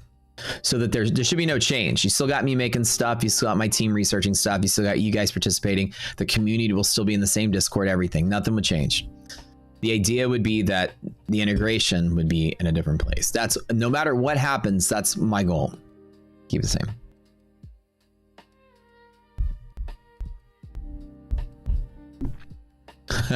With consent. LOL. Sir, can you please put your tools on my platform for $10? Yeah, not like they would own it or sell it or anything. That wouldn't be their goal. The goal of the firm would be is that here's kind of the pathway, right? This is what everybody's doing right now.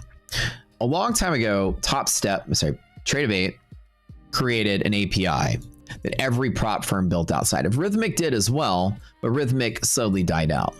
Okay, so Trade8 has an API that every prop firm now can talk to. Right, Trade8 gives you the tools, they give you the software, they give you the data feeds, they give you everything, so you can open up a prop firm. There's tons of prop firms that spawn up here. The problem is they now have a monopoly that nobody uses Rhythmic anymore. It's slowly dying out. You people still use them, but it's not lasting. So Trade8 was the big monopoly, and then all the props built on Trade8. However, Trade8 has enormous fees. You know, with Trade8, you're paying $25 per active user account per person, plus $5 for every secondary account. So for Apex 20 accounts, Trade8's getting $25 plus 19 times 5. For the other 20 accounts, 25 times 1, 19 times 5.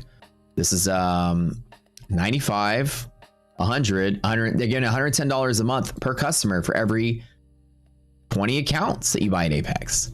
That's insane. So with that being said, prop margins are being eaten up by Grandpa Trade8. And so because of that, companies like Project X and Rocket Scooter and other platform companies are like, let's build TradingView clones that are compatible with, other data feeds and stuff. And we were taking the route of connecting to other prop firms as well. That's exactly why I got into the business. Platform seemed like a good idea to get you the tools and connect to props because you knew it was blowing up. And the thing is that now Project X also created an API. Now you got two big daddies to connect to all the prop firms.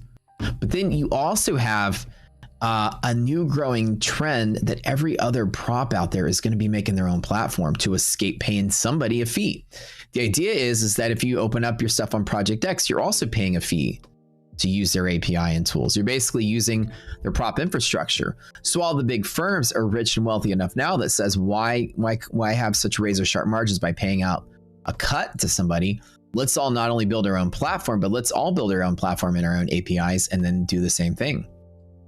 So everyone's trying to escape the umbrella of Trade8, which means for you guys in the next couple of years are going to have infinite number of options and places to trade. It's going to become a crazy Wild West, like video gaming in the 70s and 80s, when there was Intellivision, ColecoVision, Atari, there was a fucking gaming explosion. You had a gaming console. Everybody made a gaming console. I wasn't alive in the 70s, but I do know the history. There was a bajillion gaming consoles, right? Everybody's trying to get in on gaming. Right now, everybody's trying to get in the platform business. So you're going to get all kind of crazy growth and explosion and options for platforms. It's going to be the new standard. So whatever prop you're going to trade with in 5 years, if the prop industry is still here, they will have their own platform and their own app. That's it. That's the new industry. Just like every broker has its own platform and its own app, it'll be the same thing with the prop firms. They are now that wealthy and they are now staffing up for it. I'm in all the talks. I'm seeing where it's going. So imagine the world of NinjaTrader. What a awful piece of shit. Thinkorswim. It's a broken hip. It's an old lady in a wheelchair. It was good 25 years ago. Also a piece of crap. The new explosion of web-based applications is going to happen, and you're going to have so many modern options the next 2 or 3 years to choose from. It's going to be great. Yeah, Tradester is one. Matt's building one called Tradester. Everybody's building something right now. Usually has a broken piece of shit. I know.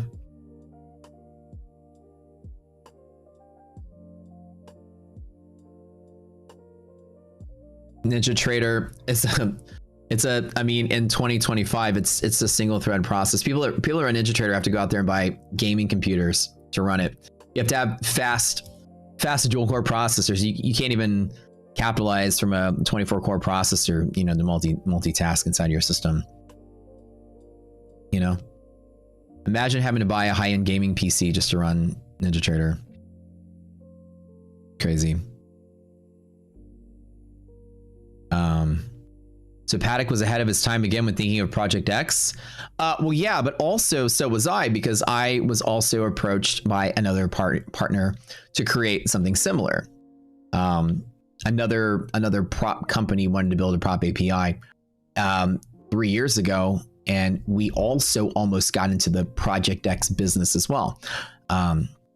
We discussed the feasibility. I even took a trip to meet the CEO. We discussed the whole thing, and then we decided that it was not a business not a path we were going to go down, because the new path is what the future was going to be. Prop API was no longer a business to get into. He wasn't ahead of his time. The idea was he entered a dead end market. What we decided when we met up was that Tradeovate had all the prop firms underneath it. And then we knew that Project X was in development. And while it was in development, we were going to get into our own prop API and allow the prop firm explosion. So we almost made a Rocket X sort of thing. And like a Project X, I'm going to call it Rocket X, but the idea was an API that other prop firms can connect to as well. Prop firm's going to choose one or the other. But the idea was, instead of us trying to jump in and getting like a third or half the market share, we realized the market share is going to go away for everybody, because everybody's going to have their own platform. It's just going to have one platform, one prop, one platform, one prop. There's going to be no more Project X in 3 to 5 years, because it's just going to be Top Step X. Companies that are bigger might still use the APIs, but the stronger top 5, top 10 prop firms are all going to have their own platform, their own API. And that's what me and this other party spoke about, was that sure, we could try to compete with Tradeovate, but also Project X will be there, and so will us. And how many new prop firms are going to open up in the next 5 years that we can make a profit on this? And we said, yeah, this is true. It's probably better just to build our own for us, and our platform is that was kind of the path. And we saw, well, you know what? While he was ahead of his time to try to get market share, the idea is wrong, because there's not going to be prop APIs in 5 years where you just connect to one place. Everyone's going to have their own, and most people are going to trade in just the top 10 or top 5 big props. It's going to be like going to a broker. You're going to choose Schwab. It's going to have Thinkorswim. You're going to open your account and you're going to stay in that ecosystem. Big prop is going that way, and big prop has also become brokers as well. So we saw the actual future. Paddock invested in a dead end, which might be a cash cow for 3 or 4 years. But if Project X is not going to be a thing in 3 to 5 years, like it is now, where there's 30 or 40 firms underneath it, maybe the cheaper small firms, but they're all going to die out, because nobody's going to use, you know, small rinky-dink firms, and when the prop explosion settles out. So we actually saw the bigger future of this, which was the idea that every prop firm that's going to stick around and be the big dogs going forward. Just like you think of it now, there was 1 million brokers that exploded, but now there's really, like, you know, maybe like 5 to 10 everyone pretty much chooses from. Interactive Brokers and Schwab and whatever, you know, Webull, Robinhood. There's a zillion brokers, and most of them you never even heard of. It's going to be like that with props. Sure, there'll be a bunch of them under the Project X wing or whatever, but it's not going to be the big ones.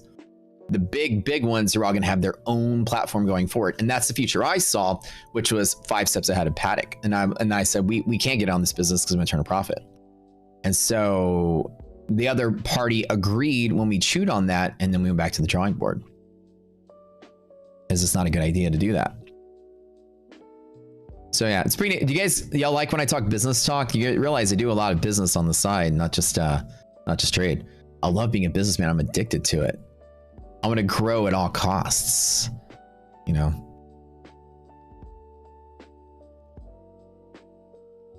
Compete for the sake of competing, you know.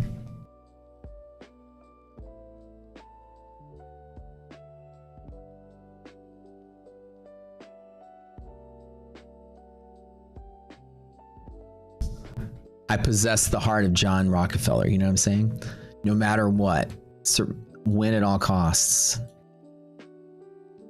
Take over an industry, be in the front center, be ahead of people, do things other people haven't done before. Looks like we're pulling back up the cat line. Cat is again active in S&P. Lots of prop regulation. Right. This is another talk that we had. Props will likely not be regulated any further than the one thing that can be regulated, which is sim funded. The worst that regulators could ever do is, okay, we'll do eval, sim to funded, and then live, right? There's no law currently that doesn't allow you to do an eval to live. You pass a prop challenge and then they give you real money to trade with. This is the current prop firm. That's actually what we call a prop firm. These have been around forever and they're absolutely legal. The thing about regulation, the question is the step in the middle where you get paid to paper trade. That's the big, who knows what's going to happen. And it can go one of two ways. Either A, the regulators can say, nope, sorry, but this is no longer allowed. So what happens is the prop firms all go from sim to live. Do you guys notice a trend? Do you notice now how every prop firm is building a live program? Yes, we all know that. Why do you think they're doing it? They're hedging their bets on regulation. If regulators come in one day and also becoming brokers on top of that, that way they can connect, you can use their brokerage services in the live account. They can collect commissions. Why do you think they're all doing that? To get ahead of regulation. If regulation were to change and get rid of the sim to funded step, they already have the infrastructure to keep the lights on and keep going. Nothing has to change. They just stop doing sim payouts. They just reformulate their plans to go direct to live in case you pass, right? So the only thing regulators can do is remove the part that's gray area and say you can't do that anymore. But the other question is, what if the regulators say, okay, this is totally allowed, we're going to stick with it. And maybe it's even supported by the industry, where the industry is like, yeah, we want a cut of this. The CME group says, yeah, we're all going to make this legit and official, but we got to take our cut. So maybe it becomes more expensive or something. So one of two ways. But the whole prop industry can never go away because it's absolutely legal. It's been around forever. The sim funded part is the part where the question is. And so to hedge their bets, a prop firm is going to operate in both places. If they get rid of the sim funded step, it's just a light switch. One night they turn it off. Sorry guys, no more sim funded payouts. Instead, the balance you accrue here will now be given to you in a live account that you can actually trade, and then you collect the profits from that point forward. And now every prop firm is waiting to do that. And that's the new future of props in case regulation does happen. Make sense? You guys following what I'm saying? Does that make sense? Somebody says, the size of my company, what's my interaction with lawyers? Yeah, so we have a team of 6 corporate attorneys here for all different things. Litigation, taxes, securities, contract and business. We got 6 attorneys retained. So yeah, as big as we are, we've got a whole house of peeps to do stuff. Am I profitable? Yeah. So GM nod. Yeah. So the group here can tell you, I hate whenever people ask that, and the person always tells you, hell yeah, I make a lot of money. Let everybody here tell you. Somebody asks if I'm profitable. Why don't you tell them from y'all's experience, which I've seen. I'm currently babysitting Tradeify accounts. I've turned since February or March. I've turned 200K profit in my Tradeify accounts. I'm almost at the payout cap with that. I got 70,000 in payouts last month alone. Everybody says no. I hate you guys. All are so funny. I'm homeless. Well, this is also my mom's basement, so. But I get 70K payouts for August, which is nice. That's kind of good. But yeah. The strategy we employ here is it's a unique kind of a take on gamma exposure. And what we do is we use options to find high volume pivots. And in the options world, there's a whole lot of information. And I trade futures, right? And I trade props and prop futures and such. And we use high volume pivots to make inferences and trade based on, we can calculate where they'll be based on options. You see here how there's this blue line where we kind of fell to the blue line and there was a pivot there, and the blue line shows a pivot there. This is the guide off to the right. This is all, I just basically trade off of pivots. I don't use any ICT, any candles, any of that stuff. I just trade off of high volume pivots and I leave it at that. And I have rules I trade. Now today with the catalyst being active, there really is not a lot of trading activity I can do here. So that's why I'm kind of holding off. And with the choppiness of the market, I mean, I'm already up, whatever this is, 17K today. So it's pretty good. Yeah, Matt lives in his car with iDoc and Pickle. Oh yeah. Hold on 1 second.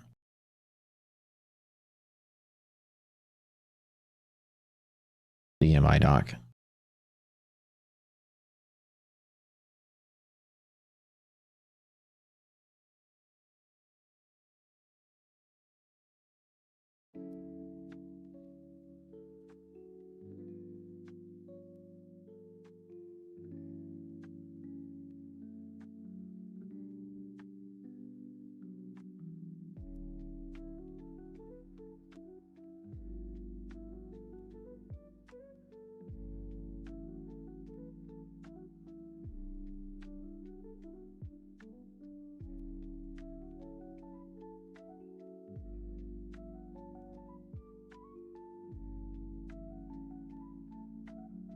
Hey, where's my boy? I'm in the middle of a lesson right now. How's he doing? He's doing well. We're learning to walk him properly. He's very well behaved. I want to see. I'm in the middle of the lesson, so you want to see. Okay, you see it for a second, but I have to continue the lesson. Oh, my bad. My bad. Okay. Yeah. Okay. You see him real quick? Yeah. I want to see him. We're gonna look at Pickle. Okay. Pickle! Don't make any noises, babe. Okay. Okay. Like he's walking him like. What the heck? Yeah, he's. Wow. Okay. Yeah. Thanks for FaceTiming. Yeah, no problem. Like, and then I'm supposed to ignore him. There's like all these things that we walk down, and I. Okay. All right. All right. Thanks. All right. Talk to you later. All right, Bye. Whoa. Pickle is like well behaved. They're walking him and he's walking and stopping and walking and stopping. I'd show you guys. It's very brief. That's not my dog. That's not my dog at all. Slightly trained dog. I think right now market is kind of starting to stabilize a little bit. Let me see if the VIX is starting to decay. A little tiny bit.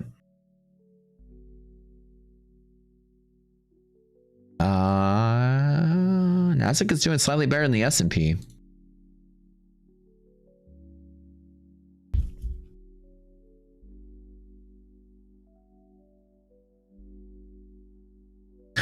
My Funded Futures has a link you got to click for some reason. In the email that they sent for the contest, you have to click a link. Pickle's coming home today, so he's gonna be home later.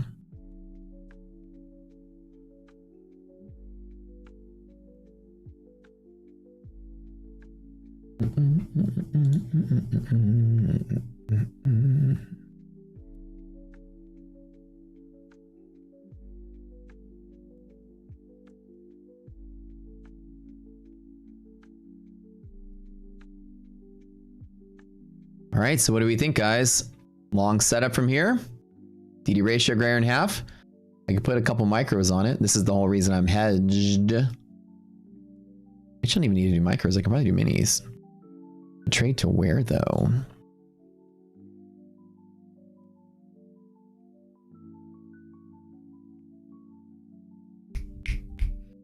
Nothing, not bearish. Everything is still stable. Believe it or not, like where we actually are, things are still relatively stable. So the question becomes, we're out of the cat zone. We're back at DD band. Question is, can I try to take a long here? I'm absolutely okay with, you know, having a big ass day already.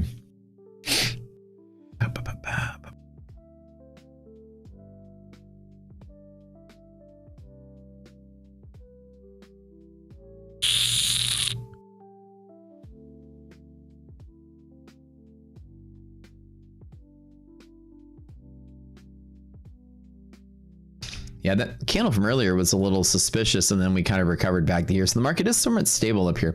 Let me double check some stocks really quick while we're just chilling to see if there's anything moving.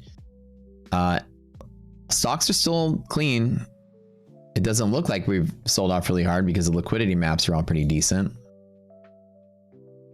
So believe it or not, the market has reset slightly lower, but the stocks aren't necessarily in bear liquidity maps. Everything looks pretty bullish still on the stock side, at least on the map side.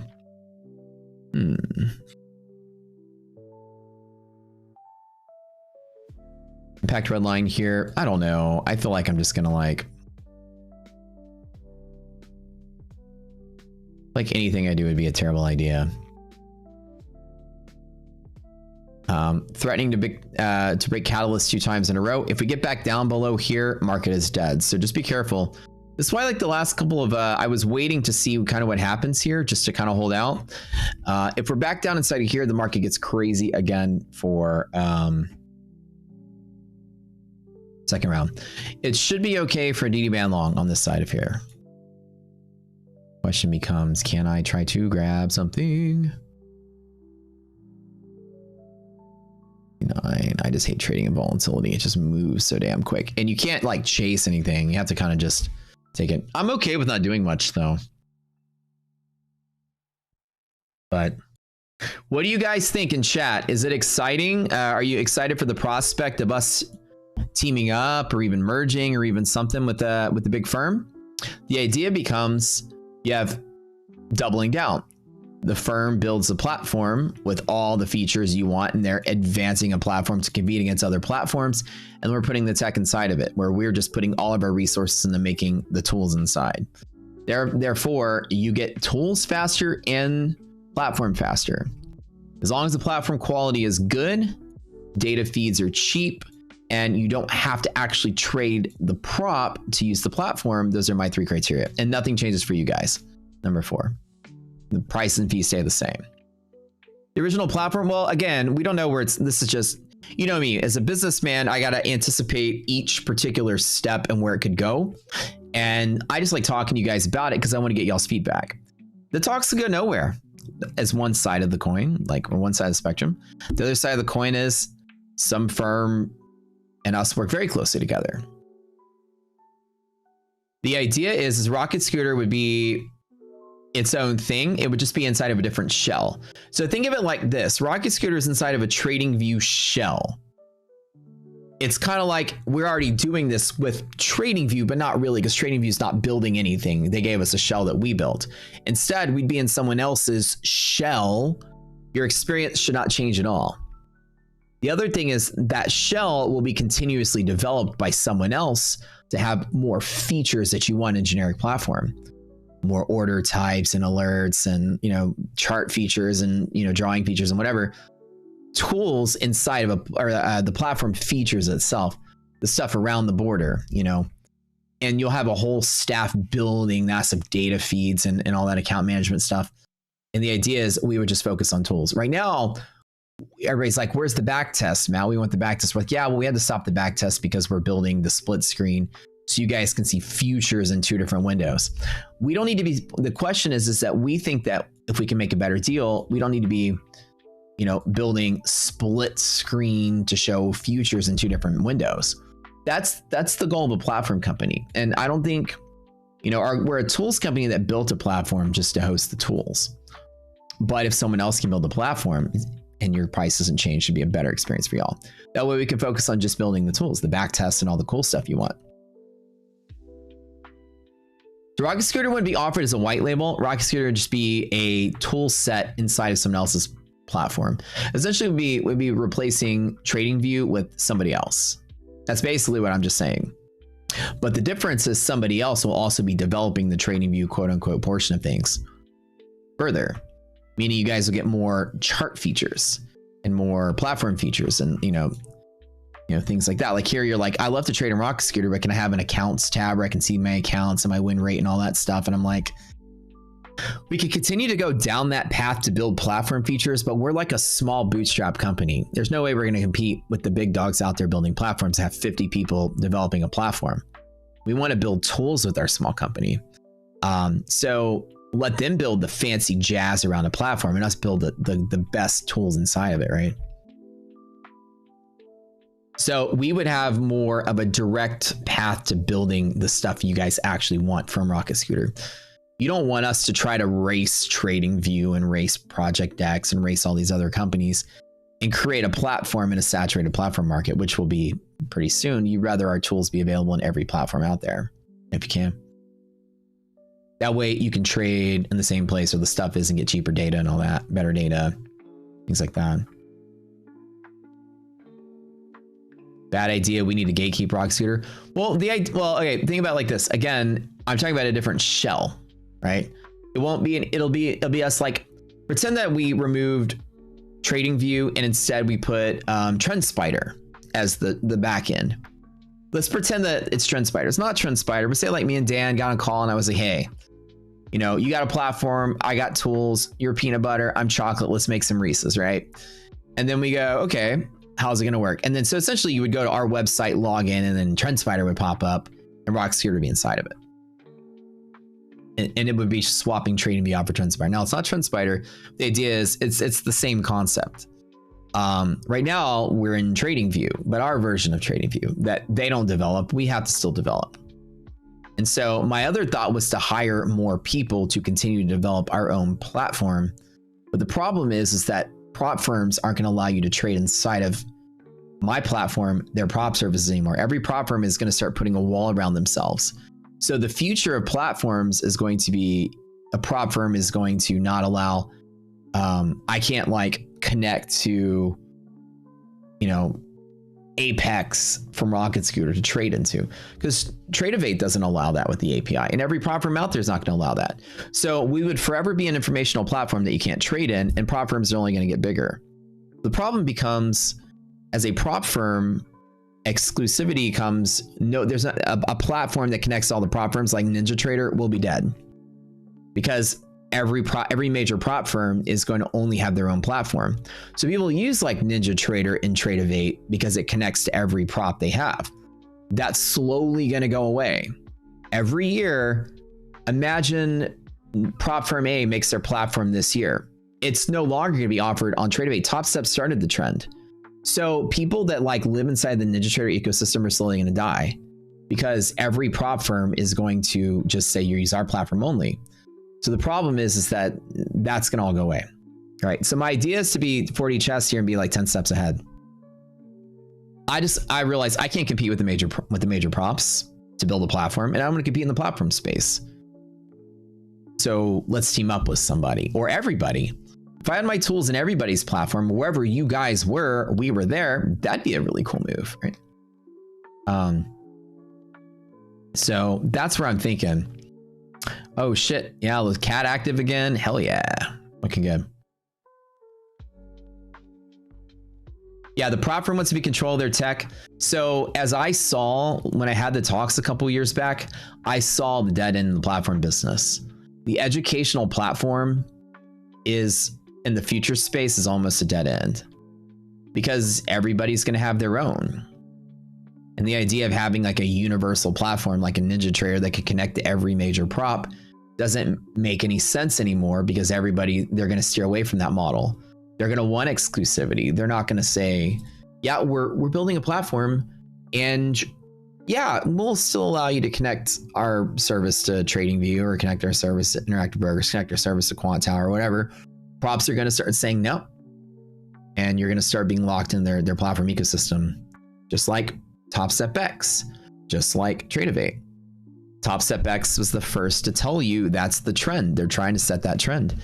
You want our prop service, you're in our ecosystem only. I can't trade Top Step in Rocket Scooter, and in 5 years, I won't be able to trade anybody in Rocket Scooter. Right now, I can't even trade anybody in the Tradeovate ecosystem. I can tie into the Project X ecosystem. However, I currently can, but that's only half of the prop firms out there, and that's only probably Top Step and a couple other big ones, but not all of them. And pretty soon, that's going to limit our capabilities. So I see the end, right? And for you guys, I just want to let y'all know, whatever the talks end up being, the experience shouldn't change for y'all.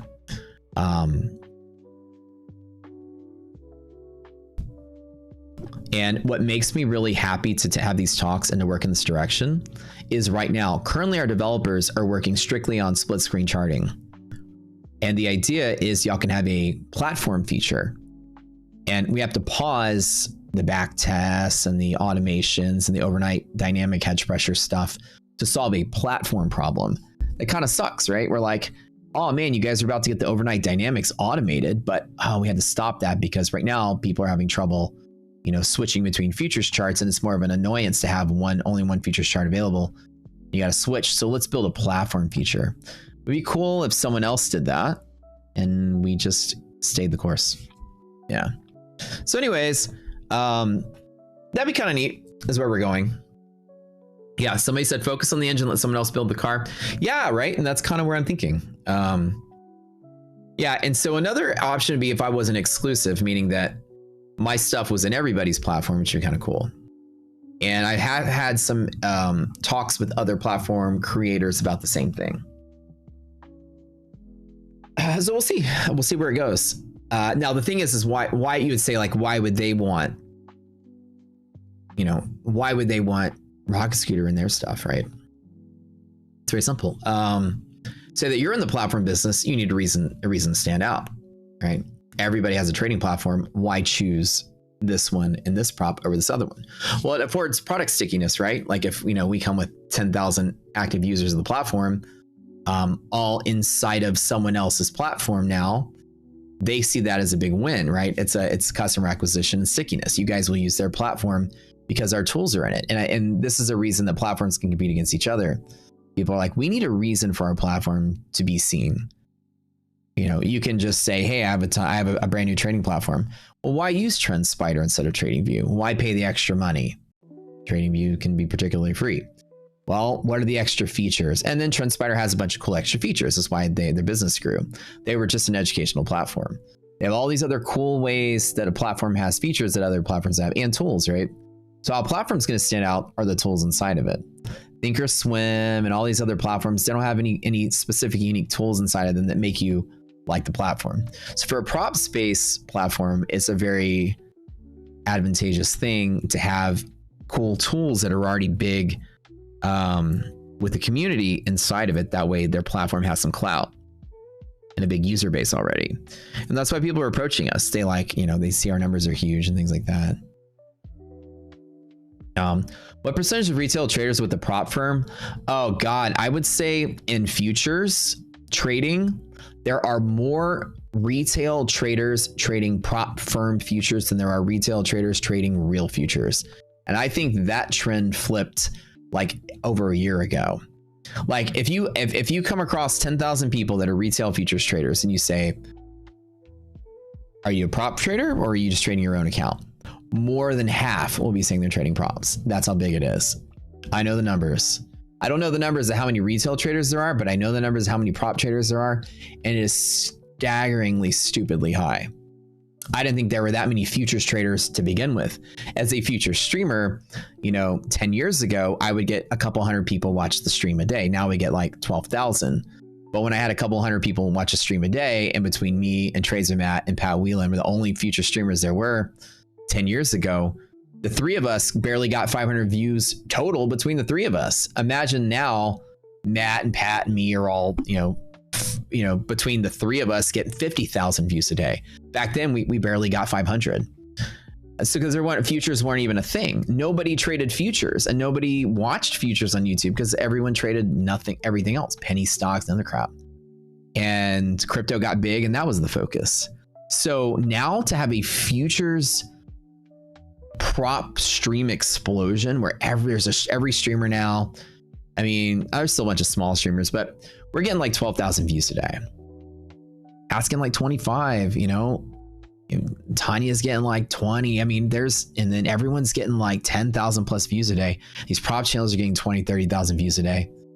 That's a huge futures audience for props. It's an explosion. I watch my numbers go like this and the prop explosion. And that's crazy because I couldn't find 10 futures retail traders to tie together. And Tyler just had a stroke. Hopefully you're okay, buddy. Tyler is about to ban himself.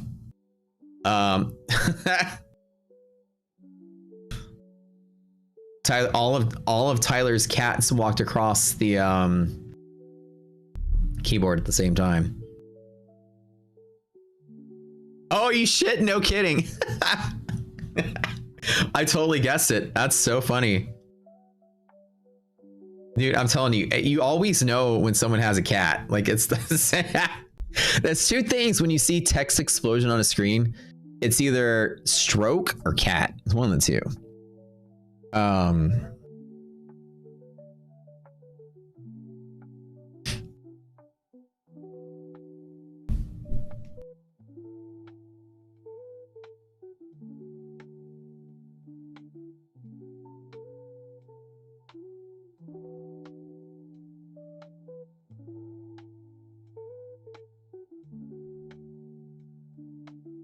Anyways, cat is back being active. I'm glad it didn't take the long. Things are sort of disintegrating further. DD ratio less than half again. This is actually not good, and this might not be a reversal. And I'm so glad I held on to my puts because it's getting shitty again. S&P is about to break new lows. This is crazy. Tyler's like, my cat also just passed all 7 of my FundedNext accounts for me. That's so funny.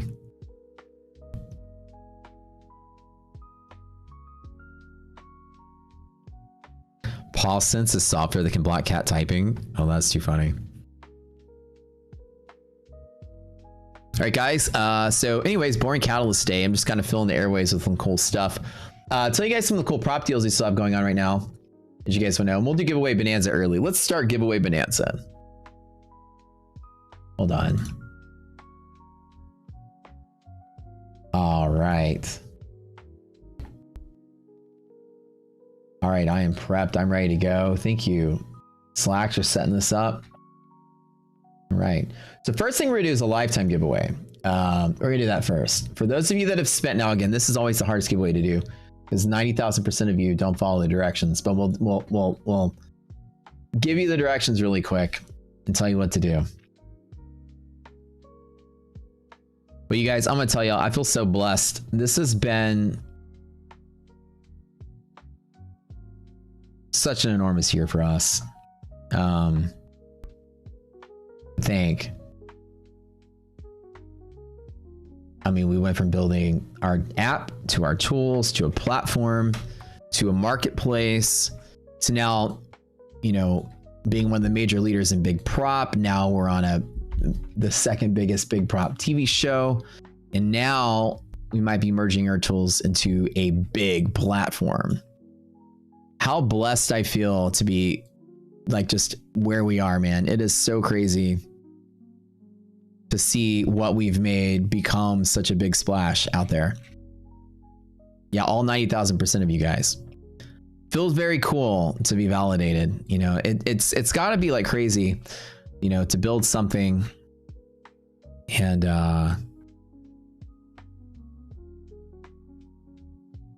it just grow like that, you know. You know how many ads I have out there running for Rocket Scooter? 0. I don't even run ads. So we do social media like normal. Or like, here's the tools, here's the platform, here's the whatever. All right. So here we go. We're gonna do one lifetime giveaway, but here's the rule, okay? Make sure you guys follow the rule. Okay, if in the month of August, okay, hold on. It's time for giveaway bonanza. Hold on. We need to give away bonanza song.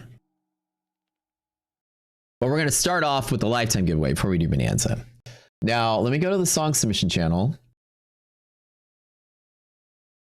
Got some pretty cool. I don't even know. I'm going to play one random song, whatever this one is. This is cool 80s montage song. Let's play it. No, wait, that's not the one. That's not the one. I want to play the... I'll play one of the giveaway songs. Actually, let's just play Simon's 1920 jazz song. Okay. All right.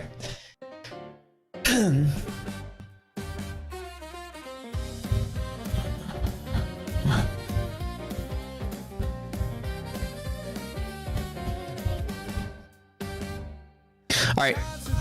So what we're gonna do is if you have spent $1,000 with props using our code Rocket Scooter or Rocket with FundedNext, that's it. Only if you have spent $1,000 in the last month only, August, meaning you bought accounts that totaled up to $1,000. That's it. You use our code for it as well. Number one is we're gonna talk to the prop and check. So only enter if this is you. If you're like, oh, it wasn't me, you'll be banned from all giveaways forever. Forever. You'll be removed and banned from chat as well. So don't make the mistake. Last time we were like, everyone made mistakes. No mistake this time. Don't enter if you're not sure. This is for lifetime. No, it's not discrimination against Cashier. This is a giveaway that we have only for this particular thing. It's for Rocket Scooter Lifetime. The idea is that if you've spent a lot of money with props, you're probably down on your luck, and therefore it's a prize for people that are probably losing a lot. We're gonna do all kind of giveaways today, but this is something special we do as a promotion that says if you use $1,000 in a month, at the end of the month, we do one lifetime giveaway for one special person. So if you spend $1,000 with props, you might be like, shit, I'm losing a lot, I'm blowing up a lot. Well, then why not throw a gift out to somebody that's probably on their last rung, might be out of money, might be having a tough time. You know what I'm saying? It's to help out that kind of, person's probably having a bad time this month. So $1,000 a month is wild. Oh, I mean, each of these accounts that I have probably cost me $450. These all probably cost me $500. So I could easily spend $1,000 just with a handful of those. So it's a lot of people, right? So just in August. Again, we'll check. And if you're off by, don't be like, oh my God, I'm scared to enter because I'm going to get banned. If you're like 0, yeah, we'll probably ban you from all future giveaways. So don't enter unless you know. But if you enter this contest and waste our time, we'll probably won't let you do any more contests. So it's going to be called Free Life. Again, feel free to enter the contest. You qualify. So you'll have to gather your receipts and show us that you pay that much, and then we'll be good. This is a fun, we do this every month. So keep using the code Rocket Scooter for your chance to enter into the lifetime giveaway. You guys are all welcome to enter.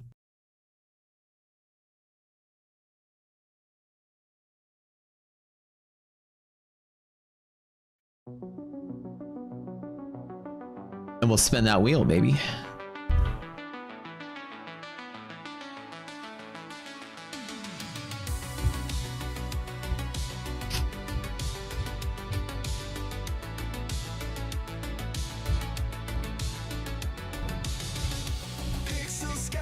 You've got 1 minute to type in Free Life, and only if you've spent $1,000. Remember, if your name is drawn and the answer is you didn't, you are banned from all giveaways forever. For life. Kind of sucks. So try to pay attention. What is the giveaway? If you spent $1,000 with code Rocket Scooter for the month of August only, type in Free Life for your chance to enter. So when your name is drawn and we pull your name out of the hat, we're going to say, have you spent $1,000? And you will say, yes, I've spent $1,000. And then just show us, and then we'll check with the prop, and then you get Free Life. It's a $4,000 prize. If you use our code with our prop partners and spend $1,000, it's okay. If you admit and stream, oops, I accidentally entered, it's totally fine. Just admit and stream, it's okay. But if you send us down a goose chase to try to get the account, and you, like I said, if we draw your name, just be like, oops, I accidentally entered, it's okay. Then we'll pass you and move on. That's totally fine, you won't get banned. Can be a total, yeah, a total between all props. Yes, sir. Just 1,000 in general. So Scott, it's okay. So if I draw your name, Scott, just be like, hey, it wasn't me. It's so hard to do this. I know that it's a little messy, but somebody tried to scam us last time. It got weird. So they only got banned from giveaways. They got banned from Rock Scooter enough. We didn't like the kind of person in our community. We actually canceled their service and everything. We even refunded their money and said, take a hike. They try to like, oh, I didn't spend $1,000. Yeah, but can I get it anyways? I'm really desperate. And I was like, I'm gonna do you a favor and I'm gonna cancel your service at Rock Scooter and refund your money because you're desperate and you need to quit trading. That's not the mentality to have. And I don't want a desperate person to go out there and make us look bad because, you know, they're doing bad stuff. And I was like, I'll give you your money back from Rock Scooter and you'll be on your merry way. Yeah, just for August. It's once a month. That's it. Once a month. It's just for a, like, you had a bad month. You're probably down on your luck. You probably blew up a lot and you're still learning as a student. Here's a way for one lucky student to get a free ride forever. And we do this once a month. So if you do it, if you buy in September, by the end of September, we'll do one for what do you do in September. So just every month, if you're down on your luck that month, that's it. Just 1K. Yeah, 1K total for August alone. That's a lot of people. And props are, it's not hard to spend $1,000. Okay, ready? Spin the wheel in 10, 9, 8, 7, 6, 5, 4, 3, 2, 1.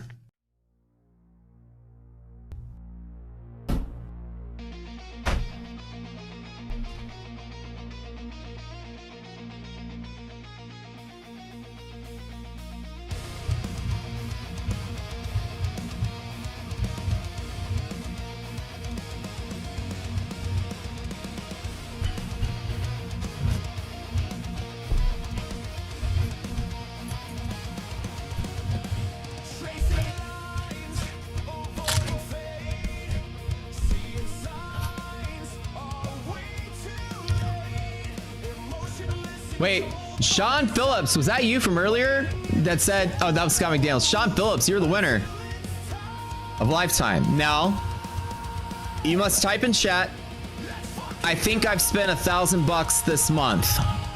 Or say, no, I haven't. Type it in chat. I know, Sean, you definitely know the rules. Did you spend 1,000?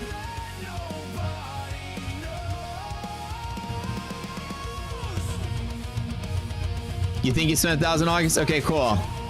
With that being said, I'm in a great fucking mood. Let's do another one. You guys want another one?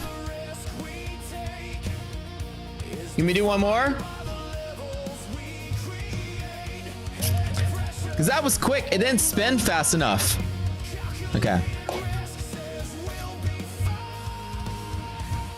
All right, I'll do one more. If we can get those likes up to 600, spam it, spam it, spam it.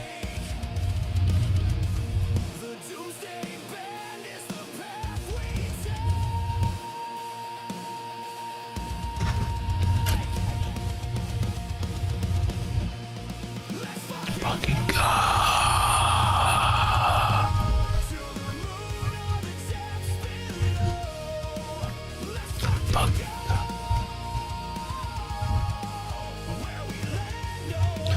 Ian, my man. Let's go. I thought you already were Lifetime though. That's okay.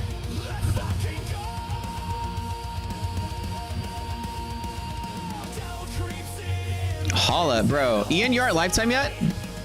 Ian already is Lifetime. All right. I'm just gonna ban you from Lifetime then for entering. No, I'm just kidding. I was like, I knew you're already in the club. Should we ban Ian though for entering? I'm just kidding. Everybody's gonna crucify you. He's gonna sell it on eBay. That's hilarious. Okay, we're gonna spin it one more time. Ian's my boy. Ian and I go way back. All right, let's go. Ready? You didn't win the MFF account? Are you kidding? A lot of you guys did win the MFF account though. All right, so Ian entered just because, but He's honest. I'll let you guys out. All right, spinning one more time. DMC 5597. I didn't win my funded either, so don't feel bad. I didn't win one. I lost that too. DMC.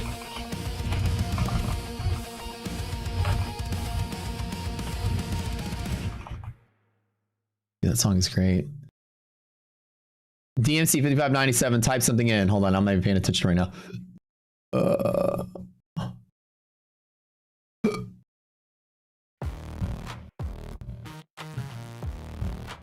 Wait, is he typing something in chat? DMC, baby. Did he say something?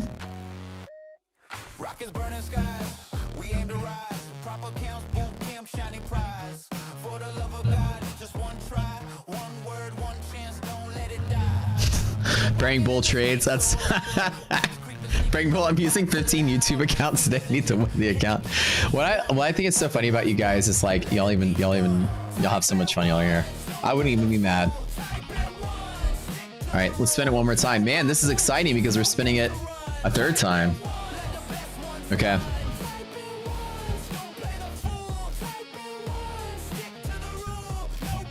DMC wasn't here. Rip. Sir Buck, my brother, my dude. We were playing Apex this weekend. Holy crap. You got $1,000 buck. Ayo, let's go. Yes, sir. All right, my dude. Oh, excellent, excellent. He got the Apex going on here. Cool, cool. Well, congrats to you guys. So we got more stuff. Giveaway bonanzas, all day giveaway stuff. So we're gonna have fun with it. Congrats, you two. Y'all know the drill. Message me directly, actually. I know both of y'all, so you don't have to do any of the proving or whatever. Just message me in Discord, so I know both of you guys. And just remind me, and I'll hook you guys up sometime this week. And after I give you a lifetime, don't forget to cancel your sub because it won't cancel it for you. So congrats, you two.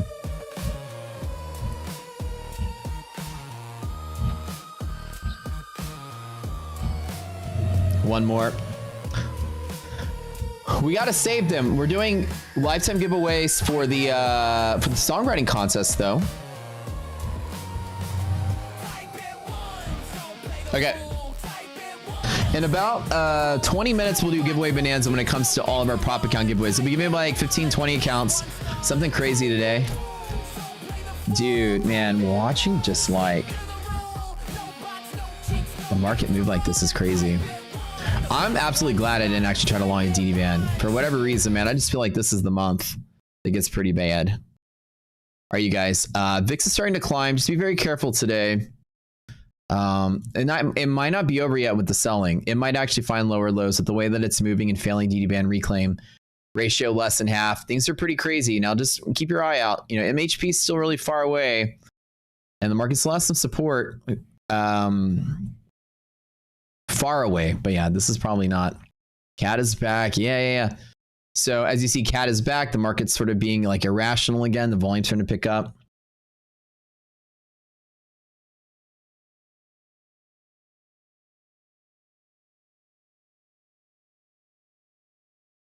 The September effect is really, it's pretty bad. It's pretty bad today. Okay. So what we'll do is we'll start off giveaway bonanza with a couple of fun stuff. Okay. Again, let me post up. Giveaway bonanza now starts. The really good stuff.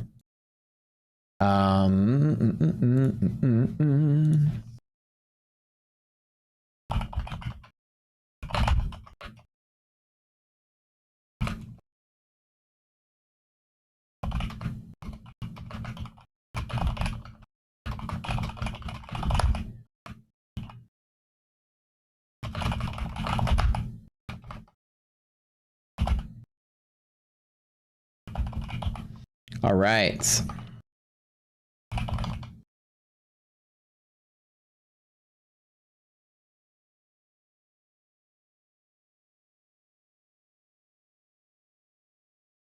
Okay, just be here and stream for giveaway bonanza. All right, we'll do the first one. Will be, again, we have fun with this every month. We give away all the accounts we didn't finish giving away last month.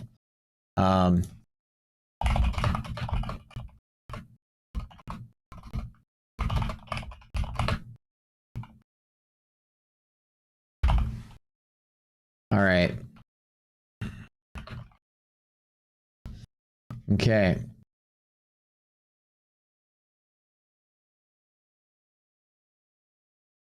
Bull Nyrons. Okay, so we're gonna start with a. Let me type in something here. We'll get going with this. Give me a quickie little break. I'm gonna go to the restroom. I'll be right back.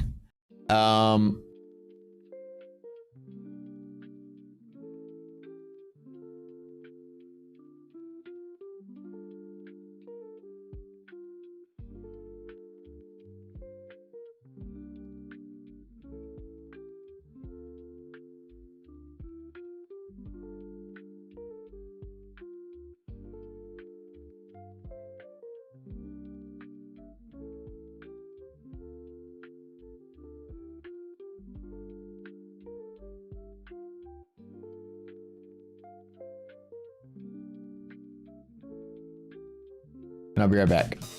Take a piss and take a trade. Don't wash my hands, gross. Let's take a piss and take some trades. Don't wash your hands, yeah, that's gross. Man takes a trade, then takes a shit. Doesn't wash his hands, yeah. Come on, market, don't take a shit too. Don't wash your hands if you do. Soap wants you to wash your hands, don't give in, yeah. Take a trade, then take a piss. Don't wash your hands if you do.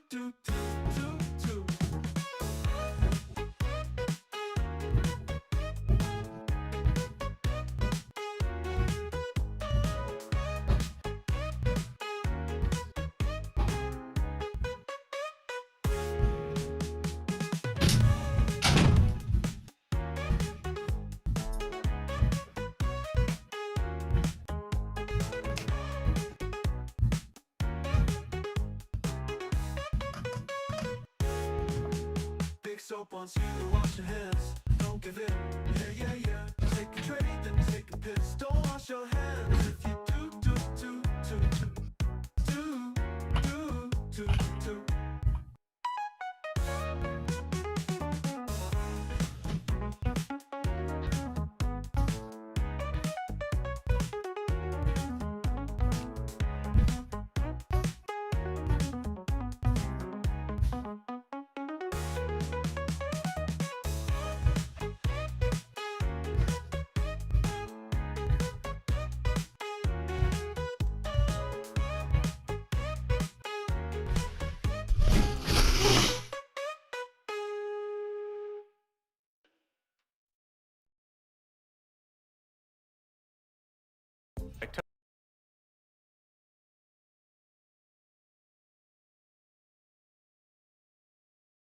Are y'all ready?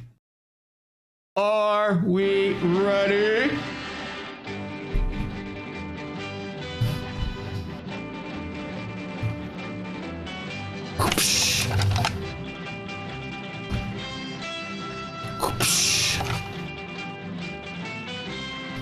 Yeehaw!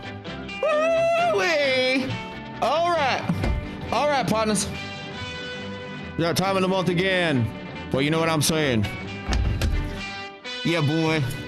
It's giveaway. It's giveaway. It's giveaway over there. It's dusty out here. I gotta cover my face. Let me get the Wild West dust here. All right. It's bonanza time, guys. All right. The giveaway bonanza here down in the deep state of Texas. We have a couple things that we like down here. It's trading and giving away stuff. And horses. Got a lot of everything. Now, I'm the quickest draw in the West, best trader in the West, best trader in the South, best trader in all four of the directions. Best giveaways in all trading. So, we're going to get started. Giveaway bonanza. So today, our first giveaway song, we're going to play. Nice little giveaway jam called, giveaway jam. We're giving away some FundedNext FundedNext accounts. See, I'm running. I don't have many props. Have to play with what I can. I don't have a bandana. I should probably go to the convenience store and buy one. I get the Cobra Kai thing. Keep using. All right, FundedNext accounts. We're gonna give away 4 of these things really quick. We'll give away 4 25K rapid accounts. 4. So if I draw your name, you win 1 of 4 FundedNext accounts. We got 100, 200 something accounts to give away this month. A ton to give away. We better get started now.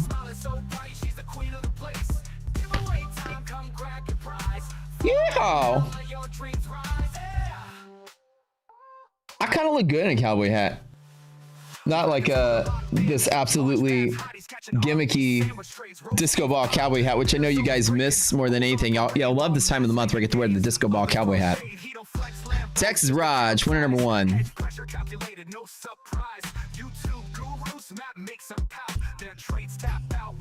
You guys think I look good in a cowboy hat? Like I have a pretty good cowboy silhouette here. Can I rock it like in real life? You think I can manage cowboy hat in real life?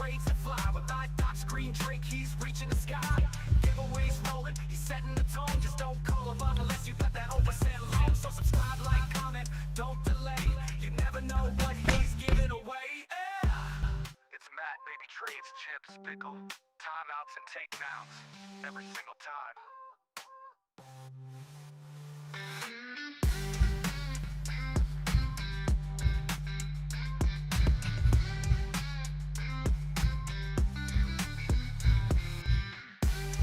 We're 1959. Okay, we are pulling back off of DD ratio is less than half. Off DD band resistance. Catalyst is active. Sit out below. You guys know the rules. I sit out below. I'm staying out. Matt's got the juice, got the trades that fly. With iDoc's green drink, he's reaching the sky. Giveaways rolling, he's setting the tone. Type something in chat to win. Type something in chat to win, sir. Okay, type in something in chat.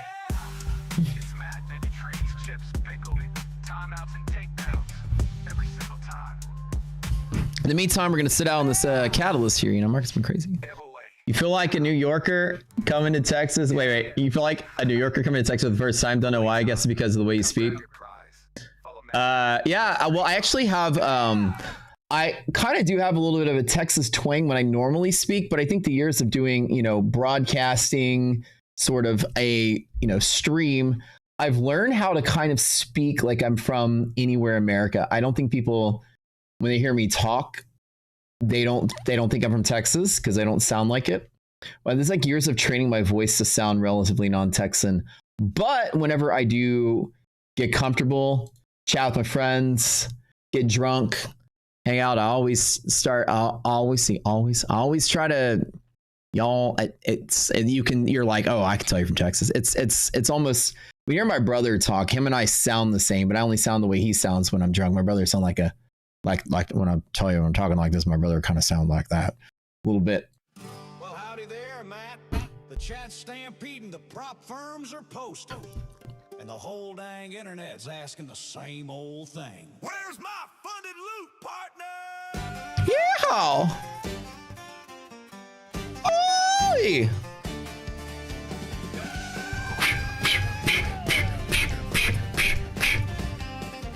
Oh.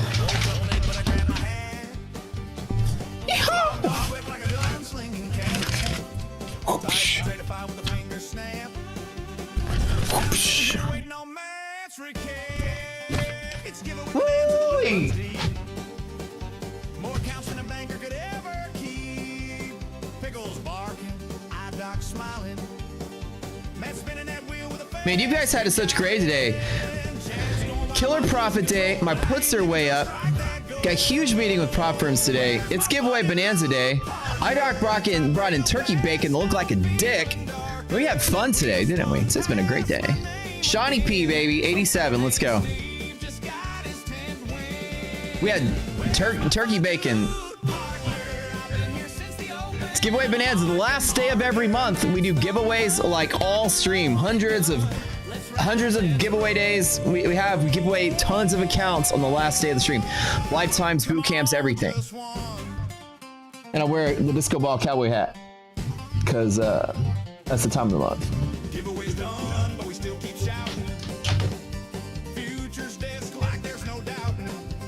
The phallic looking turkey. We had turkey dick this morning.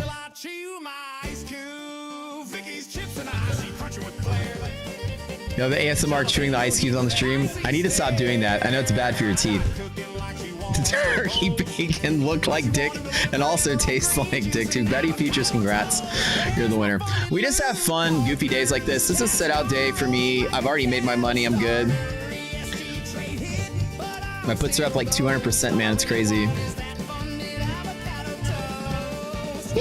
My hedging puts. So this is for 4 FundedNext 25K rapid accounts we've done.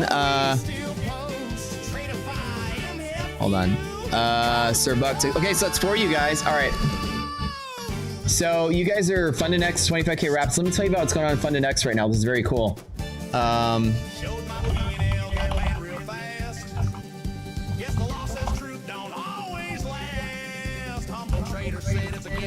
The 4 of you guys that won, you need to go to my Discord. The link is in the description below. You're gonna need to go to the contest channel, look up Slacks or admin, send them a message, tell them you won the contest. You're gonna need to, again, we're gonna do something in just a second with another prop.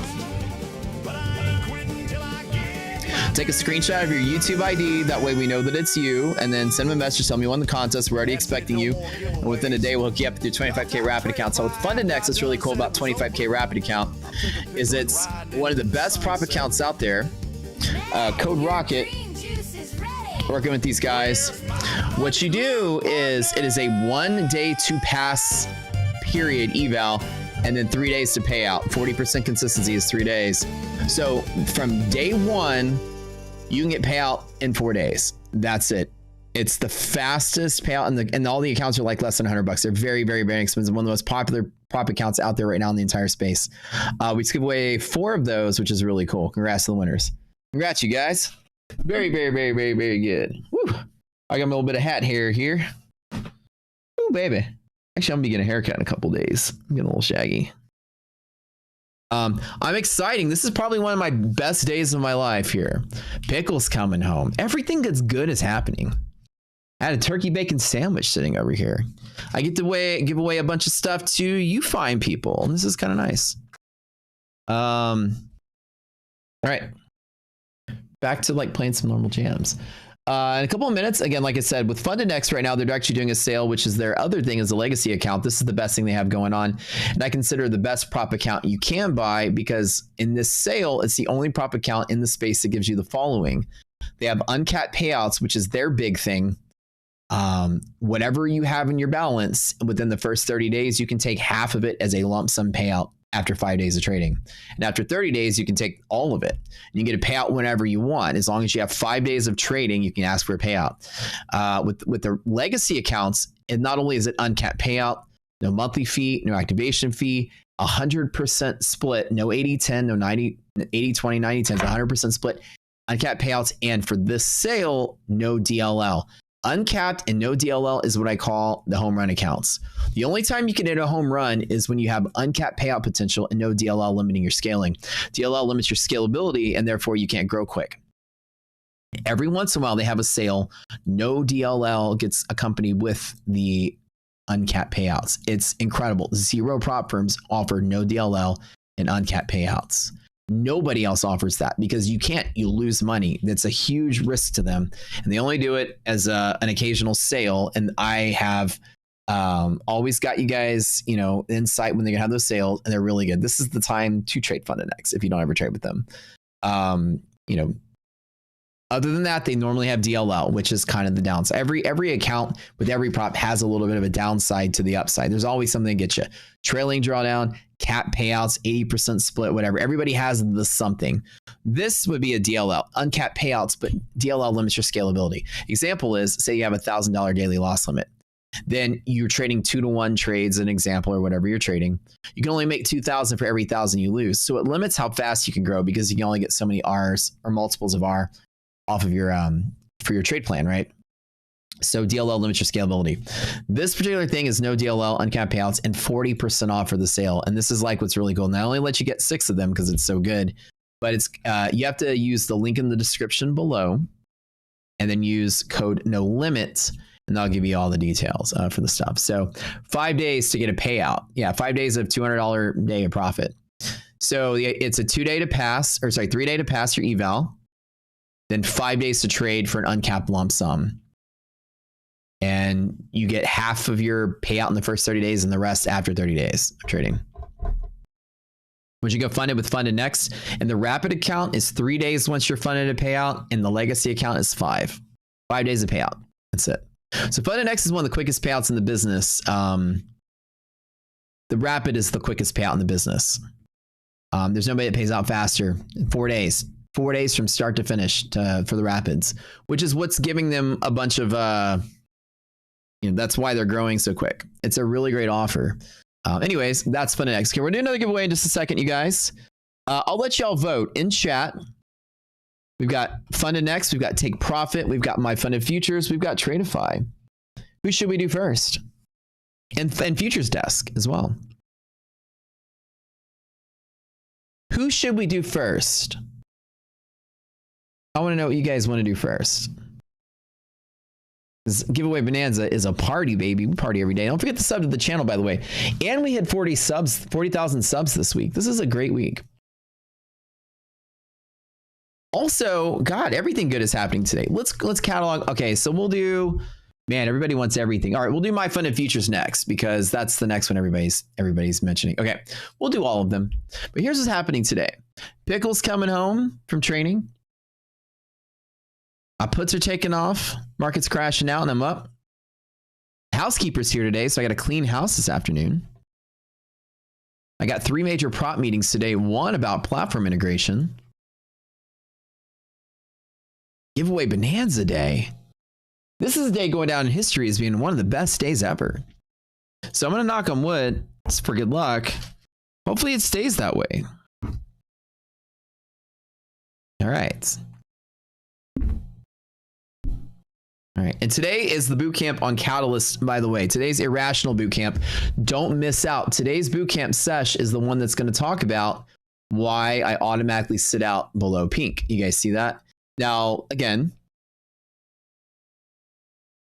I didn't get fooled on the long side and blow up. I have not touched anything, including my funded account. All of this was mostly made last night while shorting last night, which is perfect. Now that I know how to do profit targets in Tradeivate now, I actually can have them automatically stop out of profit targets. I actually didn't know that you can do that for the longest time. So now I'm actually doing it the right way to prevent myself from accidentally making too much. Okay, so now everybody type in My Funded Futures MFFU for next giveaway and giveaway bonanza. We'll do giveaways all the way until My Funded show for the next hour. MFFU. Today we'll be giving away something really special to celebrate. My Funded Futures core accounts, right? We have 2 of those to give away right now.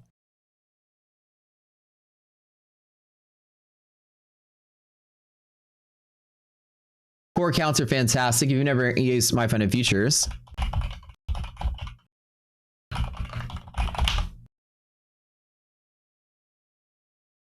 the core account is a fairly straightforward and simple thing that they have. It's a very inexpensive account. It only costs $77. That's like the best part of it. There's no activation fee and no daily loss limit once you're funded.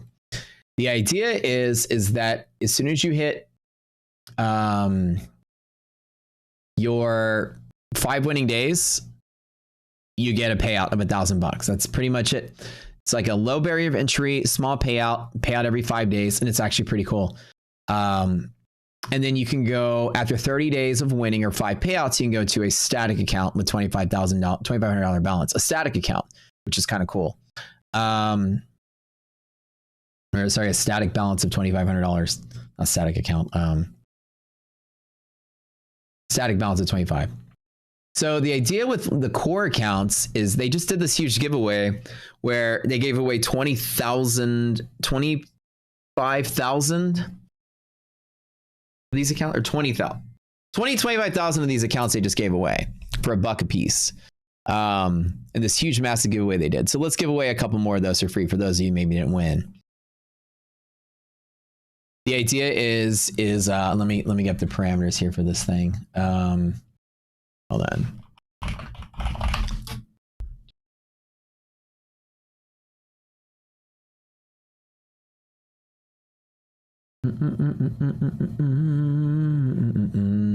Oh wait, let me go anything here.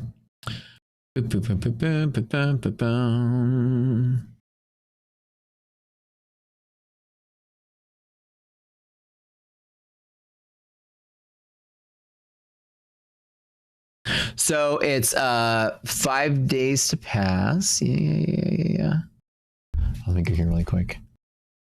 Type in myfund MFFU in chat.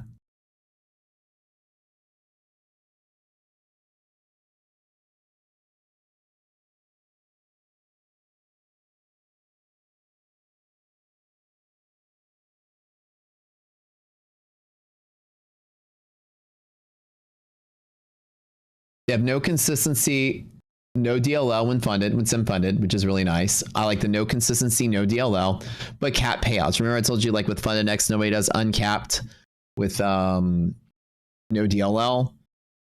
MyFunded Futures comes close. It's no DLL and no consistency when funded, but it is capped on the payout. That's the core. That's their smaller plan, but they're really, really, really nice. The idea is that it takes 2 days to pass, I believe. 50% consistency on the eval side, right? Or is it 1 day to pass? No, it's 50%, that's right. Okay. All right, so we'll be spinning the wheel on this in just a second here. Get your last entries in.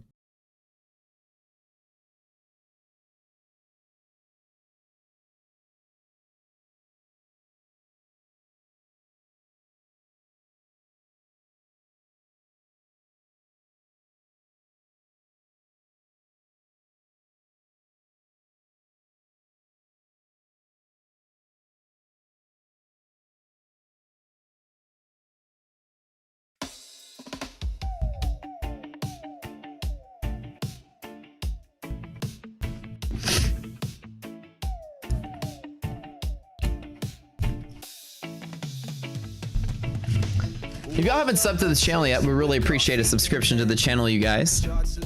Mean a whole lot to us.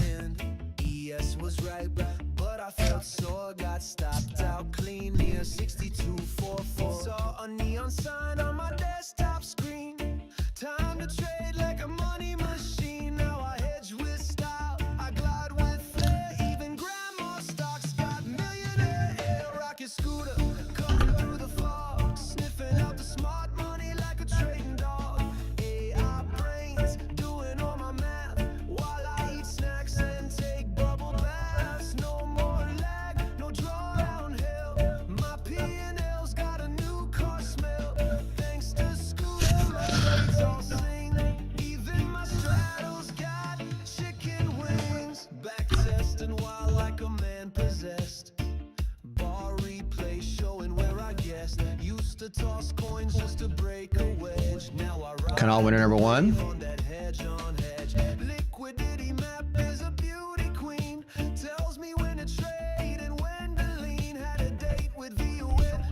Yes, sir. Congrats, bud.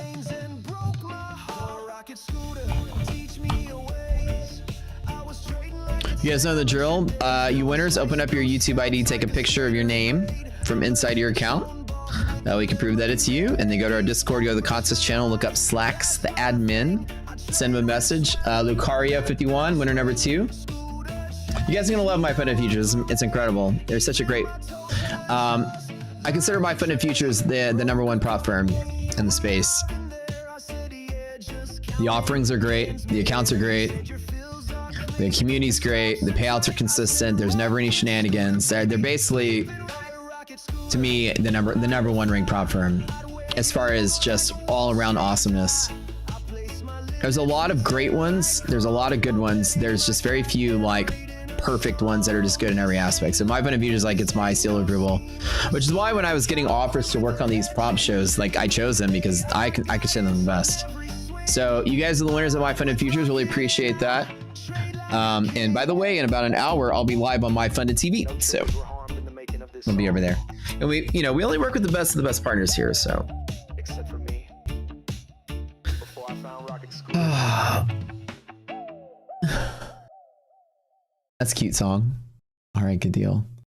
Speaking of, let's get back. We have a few more songs from the song submission to listen to while we're chilling. All right, we'll do a couple more giveaways in a little bit. We need to get back to where we left off. And I can't remember exactly where we left off, but let me remind myself by checking on the quarterfinalists. The last actual winner was the EDM here. Okay. Hold on. Oh, yeah. Those were good. Okay, Tech Trader songs. Okay.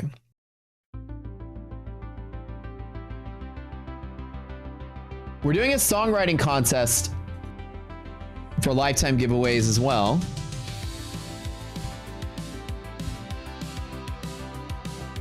And to go with that, I want you guys to do me a favor while we're doing this. Is if you like the song that we play, vote. You'd be like, hell yes, love the song. Nah, don't like the song. Tell me what you think about the song. If you think it's just playlist, then just say playlist. Like, we can just listen to it, but it's not a winner. If you think it's a winner in any category, whether it's comedy, fun, whatever, just say yes, you love it. So the AI tool, yeah, people use Suno and a couple other songwriting things. So the contest submission deadline is already happened, but you can still submit songs for the next contest. We'll do it probably every 2 months.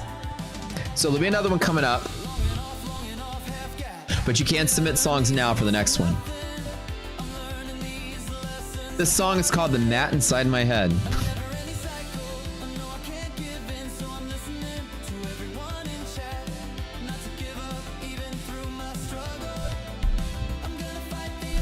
All right, do you guys like the song? Yes or no? Vote really quick. That reggae one's already made it to the list for sure, by the way. Yeah, Suno is a lot of people use. So, all right. Does it move on to the quarterfinals? Yes or no?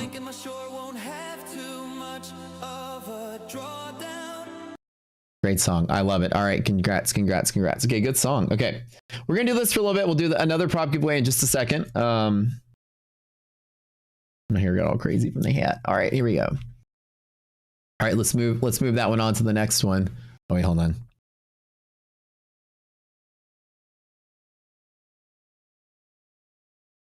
All right. Okay, we're testing lows again. Looks like market's trying to bounce at the...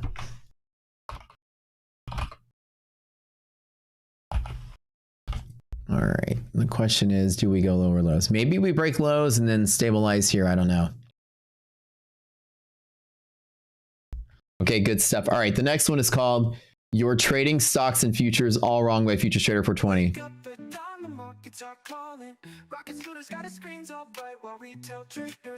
Did I watch Dan Danan anime? No, I've never seen it.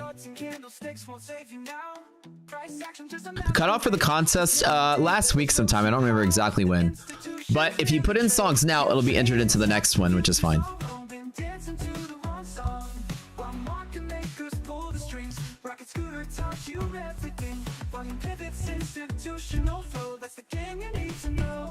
Dude, ES is finding lower lows already. This is coming to be a very, very nasty day.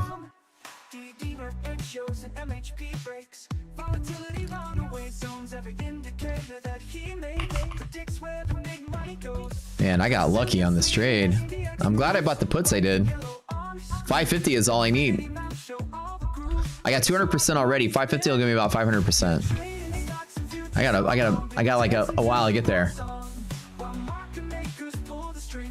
I got until then. I gotta get to 550 by then and all 500% on these puts. If it sells off in 1 or 2 or 3 days, oh, that'd be great. And I only buy puts every once in a while. It's very rare that I'll do this, so it's pretty good. My timing was good. So let's pray for the market to sell off a little bit harder. Must have the Aston on order? Not yet. Not yet. I haven't pulled the trigger on the Aston Martin yet. I'm in the mode of trying to convince myself to invest in other things. We got caught wind of some friends of ours opening a Pilates studio, and we were like talking about investing in that, and then the pickleball court idea we had, and boba shop idea we had. That friend Friday didn't care about my puts. Yeah, well, we should care about them now. All right. Y'all like that song? That first one was pretty good. Yeah.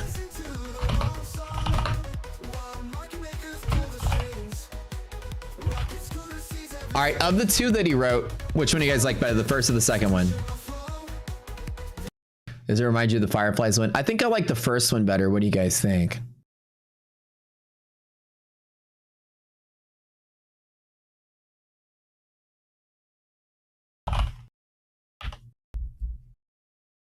The first one is good. Yeah, number one was the better one, I think. Okay, cool.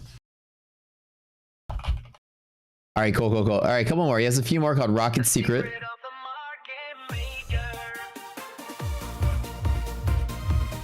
So if you guys hate it, like it, just say no.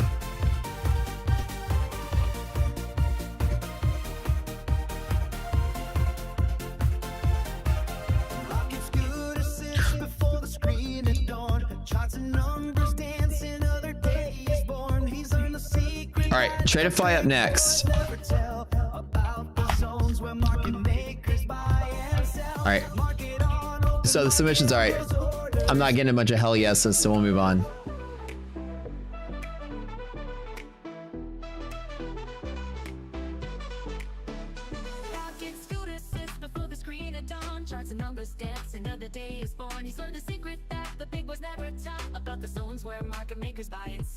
Market on open, market on close. That's where the liquidity really flows. Redistribution zones from yesterday's fight, opening gaps in the morning light. He's got the secret of the market maker, reading the signs like a fortune taker. Half gap pivots and volume spikes. That's how Rocket Scooter strikes. Resilience positive, time to go long. When the math is right, he can't go wrong. The secret of the market maker, Rocket Scooter's money maker.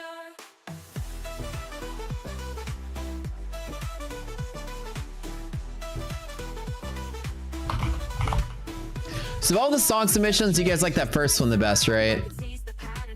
I don't see you guys saying a bunch of hell yes to this one either. All right, so we'll keep the first one.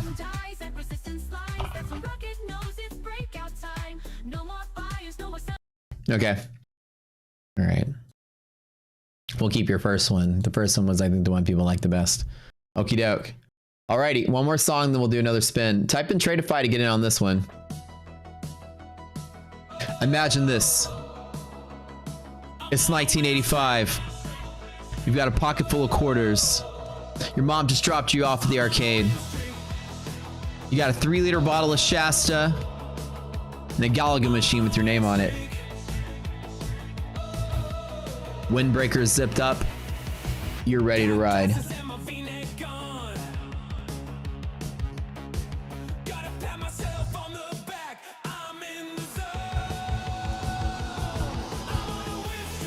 You probably roller skates. You probably roller skated to the arcade.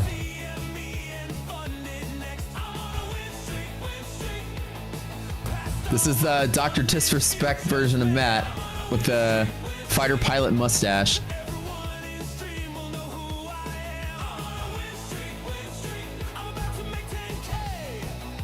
This is not a members only jacket, it's a member only jacket. This is a very knockoff jacket.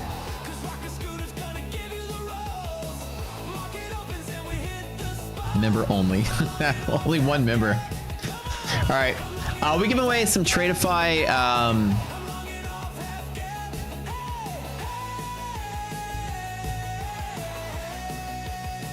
Tradeify accounts today. For this section of Giveaway Bonanza.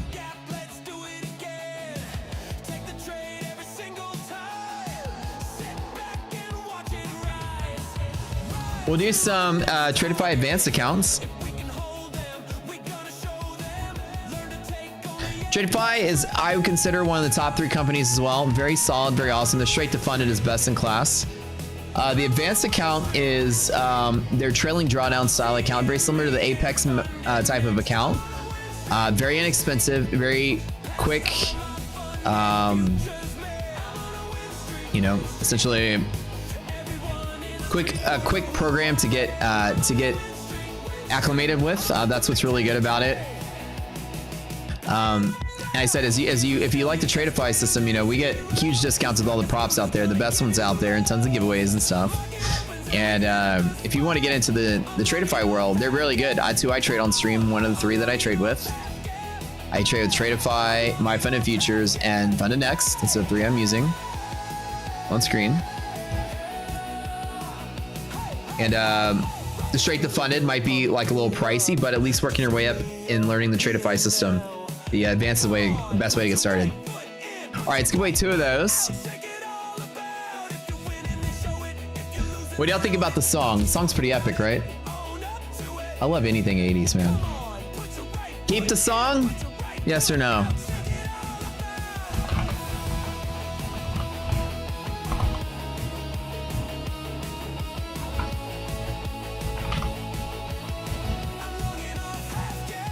Yes on the song. Yeah, it's okay. Yeah, it's not. It's a cool 80s song. We have a ton of 80s songs, but this one's not bad. Playlist for sure. All right, we'll pass it to the quarterfinals. All right, cool. That's Jeremy B's song. All right.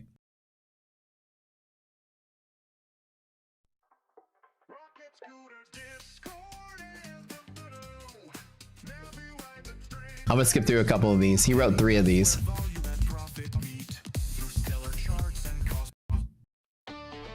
That's a no for me, dog. I want to hear the other one. This is the one I liked. In the cosmic void of market space, Let's see. where price action hides without a trace. A chart path through trading. The rocket scooter crew, flying where the big banks flew. Liquidity maps light up the night. Skid Trader, winner number 2. He has 3 versions of the song.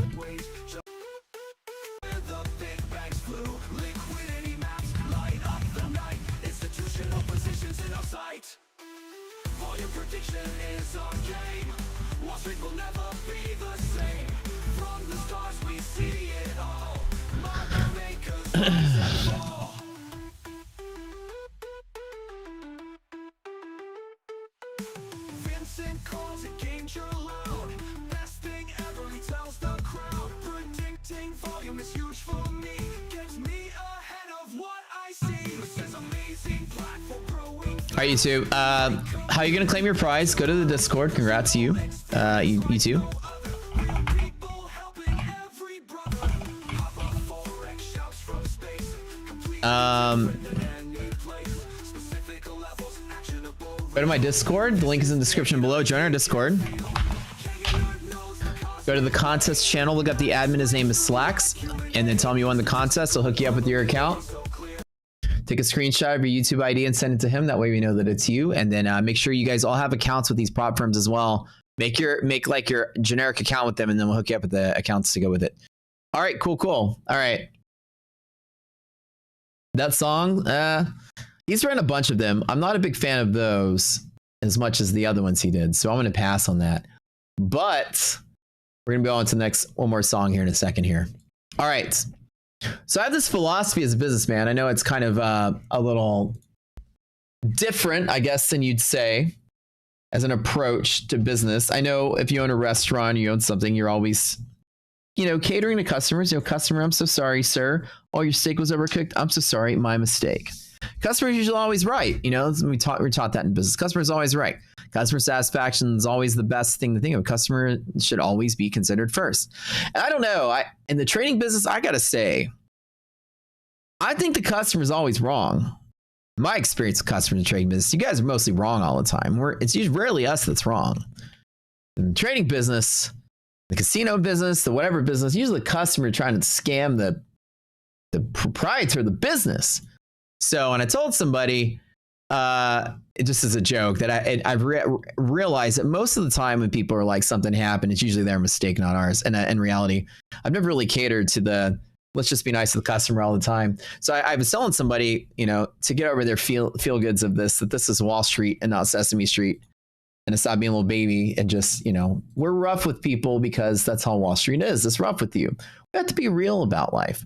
Now, again, it's just a joke. Customers usually, can be right on occasion. But the joke that I made was, You know, somebody's like, I tried to cancel and they get a refund, and I need a refund. I tried to cancel, it didn't work, and I'm like, no, you didn't. They're like, yes, I did, and I go, no, you didn't. And we can see everything you do on the website. You never clicked to cancel anything, and Stripe says you never cancel anything, and you still have access to it. As a matter of fact, they checked your logs. You logged into the platform within the last month, so you have access. Well, I logged in just to see if it was still working. Okay, well, you could also log in to cancel, but you didn't. You just forgot to cancel, and you got rebilled, and then you told us you forgot to cancel. Now you want your money back, right? Well, okay, yeah, you caught me. I'm like, of course I caught you. I'm not a fucking idiot. So just be honest. We're usually cool people here. Just be honest. Don't try to pull fast. But I told the person, I'm like, look, I got to babysit you. This is Wall Street. This ain't Sesame Street. So somebody wrote a song about the whole endeavor. That was funny. And if you're honest, we're very cool. If you try to pull a fast one on us, we'll just tell you to fuck off. That is the funniest thing.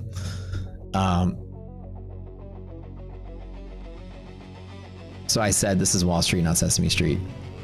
About to go to session lows on NASDAQ, by the way.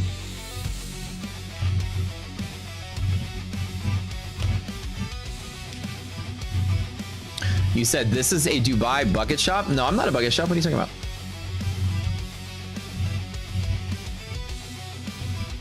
I don't live in Dubai. Good morning, Mr. Customer. I just read your email through. But so the song is about that one event. You went to Ruth's Chris, a couple next tests told you the waiter their lobster tail was basically empty when they got it, but you saw them eat it and the waiter took off the bill. I know, see? You have to be careful. People will bamboozle you all the time, especially in the Wall Street business. When people are trading, losing money, they'll do anything to get some when they're desperate.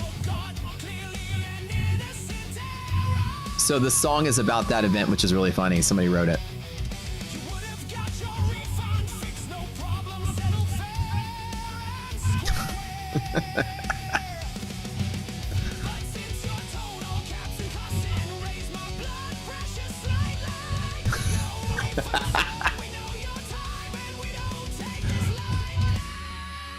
This is great. I'm like, I would have been cool, but you tried to pull a fast one on me. Like, just be honest. Yeah, you know, I forgot to cancel and saw I was getting billed for the last 6 months. Can you do anything to help out, man? I'd really appreciate it. I'd be like, of course, I'm not an asshole. I get it.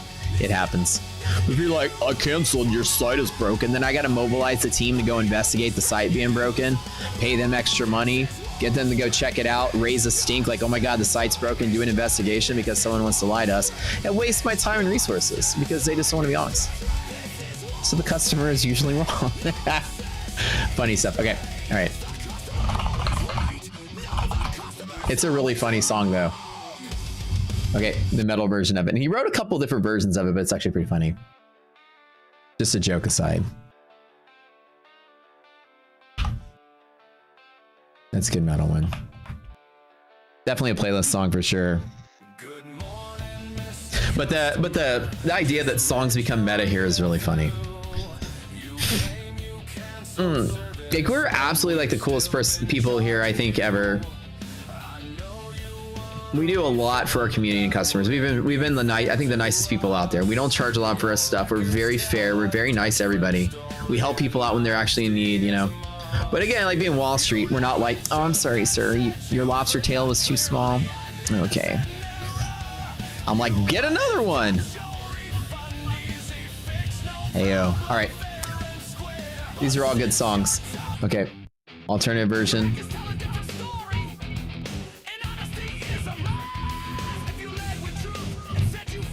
Rage Against the Machine style, dude. This is cool. How are my options doing? 220% again. Back to where we started. That's where it was at the open.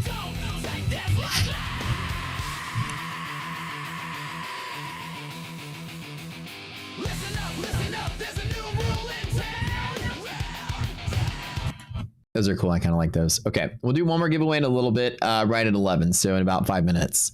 Looks like we're breaking a session lows. Like I said, I got all my money from shorting. I do also have puts that I've had since last week. They're up 220% right now, and as we continue to fall, they're going to continue to grow. If we crash out to MHP today, that'd be fantastic. They're 550 QQQs. They got about a month on them, which is great. Good song. Yeah. So it's a good, funny thing. But people will know, the joke aside, when we say customer is always wrong, it's just me bantering on stream, being goofy. We've actually really helped people in times of need. We've helped families. We've helped traders. We've helped people. We've been very, very, very, very, very fair. The joke just comes from the fact that customers like to bamboozle shop owners a lot, and shop owners are too woke to be like, no, it's okay. Like if I had a store and you got a cart full of stuff and you're pushing out my store, I will literally go to jail for tackling you outside, even though I don't care about the merchandise. It's more like, you know, I'm going to teach you a lesson that you don't do this ever again kind of person. That's how I'd be as a shop owner.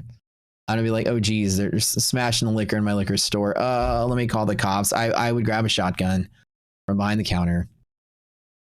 I'm that kind of person. I'm a Texan. I defend my home. I defend my turf. I defend my business. And I think business owners are a little wimpy these days. They're a little woke. They're scared of backlash. I'm not. I've always had that customer's always wrong mentality, and people think it's funny.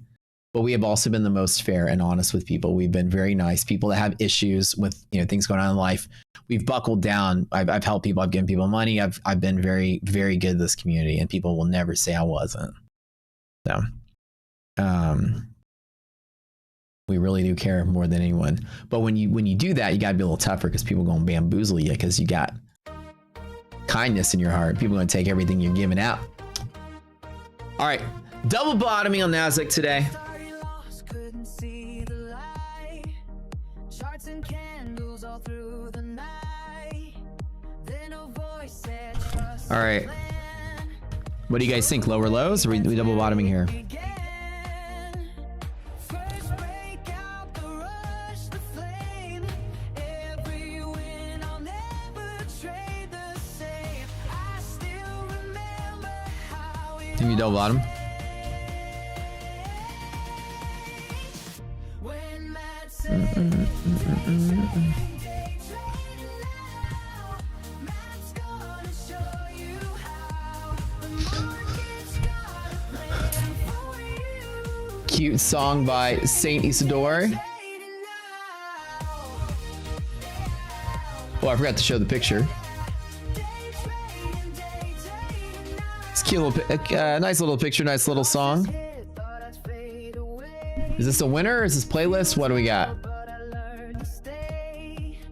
Vote really quick. Pop song.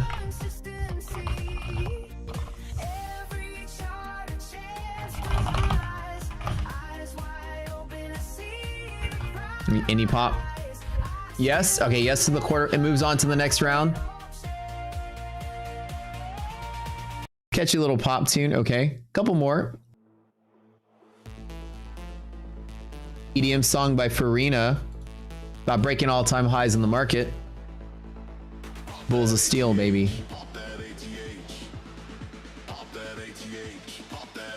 Called Pop That ATH. Got Farina in here. Yes, that's you. Yes, ma'am, we got you. This picture is as epic as it gets. I love this photo. Pop that ATH. Oh yeah, this photo is good. This is just cool background music. I can see like a whole graphic underneath this song. It's useful for the stream. Like a little celebratory event when we go to all-time highs again. It's a chill song. I like it. What do you guys think? Next round? Pretty decent. I could see some usefulness.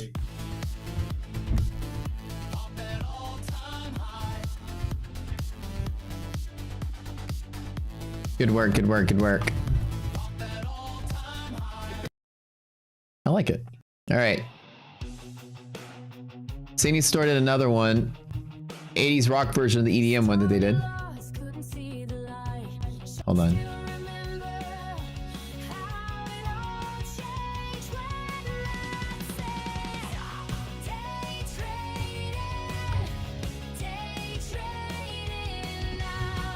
Turn the song volume, yeah.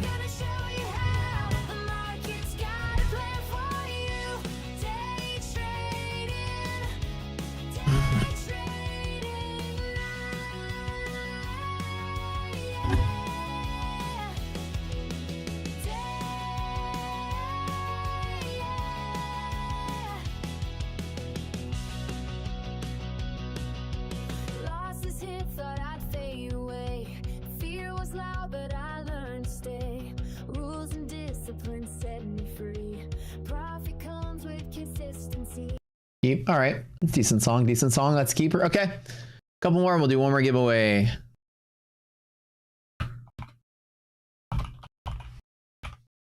All right. One more. We'll do this one for Mark. This is very cool because this is a boot camp version song. There's Matt is Sergeant Slaughter over here.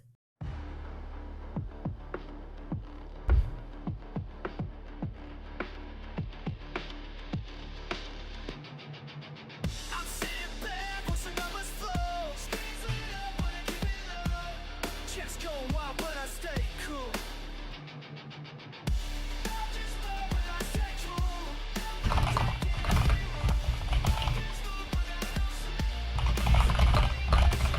But when it's time to learn, I flip the switch and go. Listen up, try and catch me. Trading information and everything that's played. Switch mode, time to teach up the code. Switch mode, heavy load, here we go. This is a cool song. Streaming live, I'm laid back king. Not bad for a boot camp song. I like it. I like it. I like it. Sergeant Carbs. Trading scooters, Slightly Slaughter Matt. rocking scooters where I teach, but first I gotta switch and reach. Nice for boot camp song. All right, you guys like it? You guys hate it? Move on to the next round. Keep it, don't keep it. What do you think? That's a no. I don't see a bunch of yeses. All right. Lucid out of stock merch 10-1. Really? Decent tune, but I don't think it made it past the next round. But a good tune and a good photo, by the way. Cool, cool. We got about half an hour until we head over to my funded. Until we over to my funded.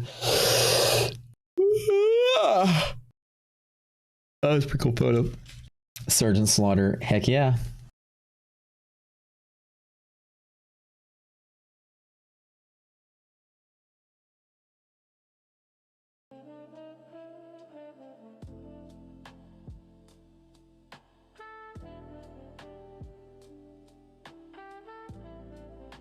Double check the VIX here to see that volatility is continuing to increase. I want to see that that makes a whole world of difference on put premiums. So I want to see that go up.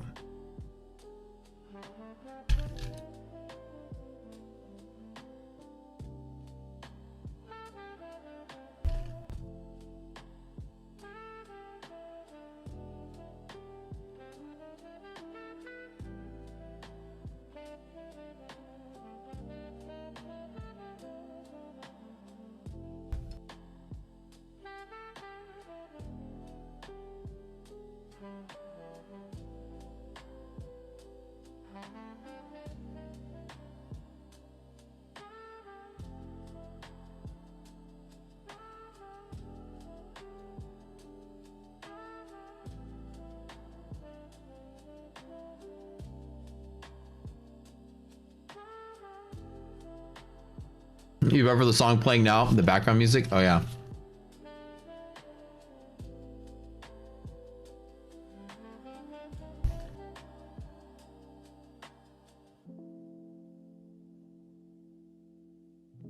In reality, on the bear short up, we don't have anything until head stretcher support here. That's it.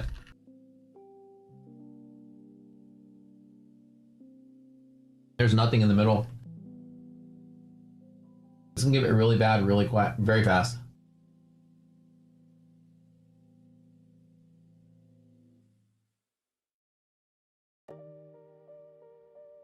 What's up? What's up, Tyler, baby? What's up? I'm eating my breakfast.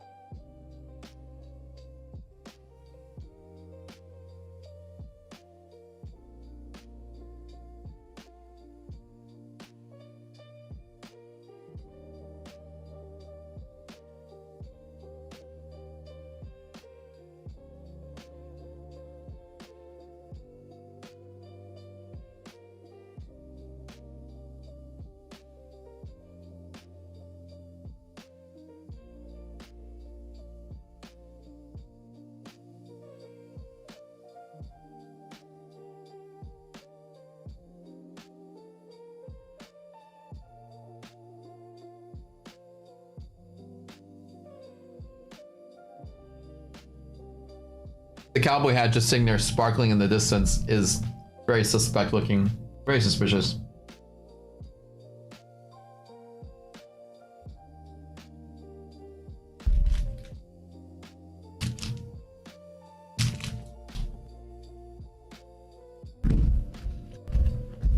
Nope. A couple more giveaways before we get out of here. Gold look at your map. Okay, that's some gold showing. Holy crap, gold. It makes you break. No, bounce. BLD, that's very bullish. Wow.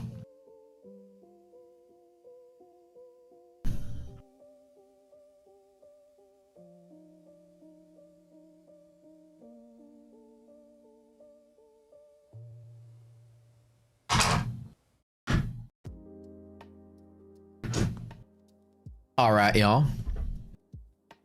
Well, S&P is actually, I think, doing slightly worse than Nasdaq is. Nope, Nasdaq is still percent-wise a little bit worse. Nasdaq is still kind of hugging near its low. S&P is now breaking session lows and then tying with weekly lows from last or monthly lows from last week or 2 weeks ago. VIX moving up to 18. This is why that VIX triple B hedge was so good, man. Actually, am super excited to actually be in puts at the perfect time before a possible market sell. I don't know how this is gonna end up today. Man, this could get pretty gross though. I love timing that trade perfectly, and literally I timed that as perfect as you can get. Doesn't get any better than that. That was perfect entry, perfect timing. Perfect strike, perfect time. Now again, as long as the market continues to sell, this is good. Now, I'm not gonna do what I did with the other puts and leave $1 million on the table. $1.5 million on the table. When my other calls, the ones I close out early, I'm gonna hang on, all or nothing.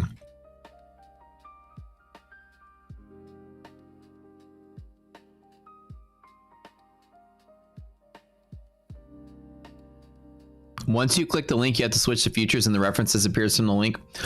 Oh, that's okay. Usually if you click the link, it leaves a cookie. So it should be good, but I'll double check with them that they're still registering the credit.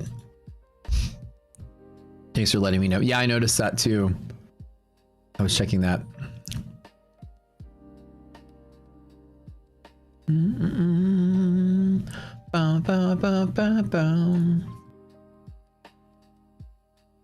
Okay, guys, I think for the rest of the day today, it's really like I'm kind of debating on if I want to do anything.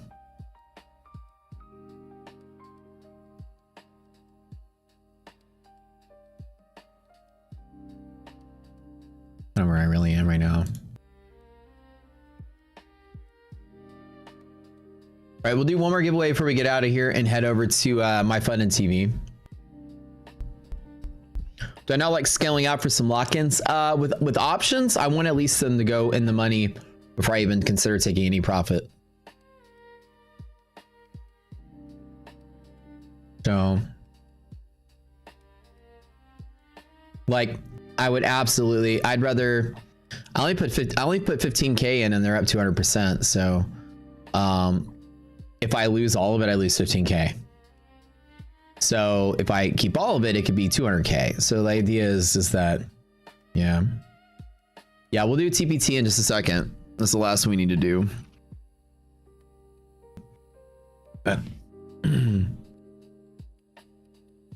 To finish off giveaway bonanza. But we'll do it in a little bit. We gotta focus on this market sell-off today.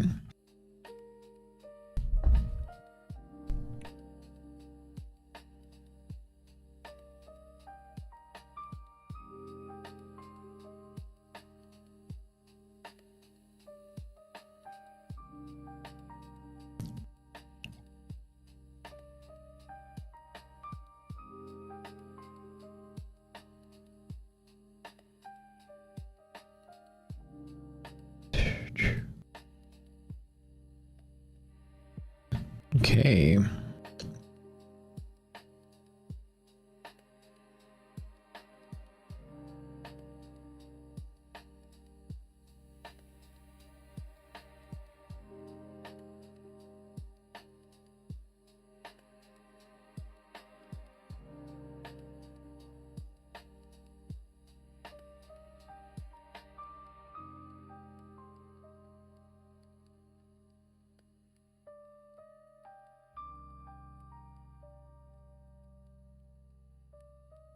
Okay. All right, guys, TPT, type it in chat. We'll do some TPT. I don't know what it is. We have 50Ks today. Take Profit Trader is one of the better, I would say, most used codes in our group. Take Profit is probably one of everybody's favorite. We'll do 50K test accounts.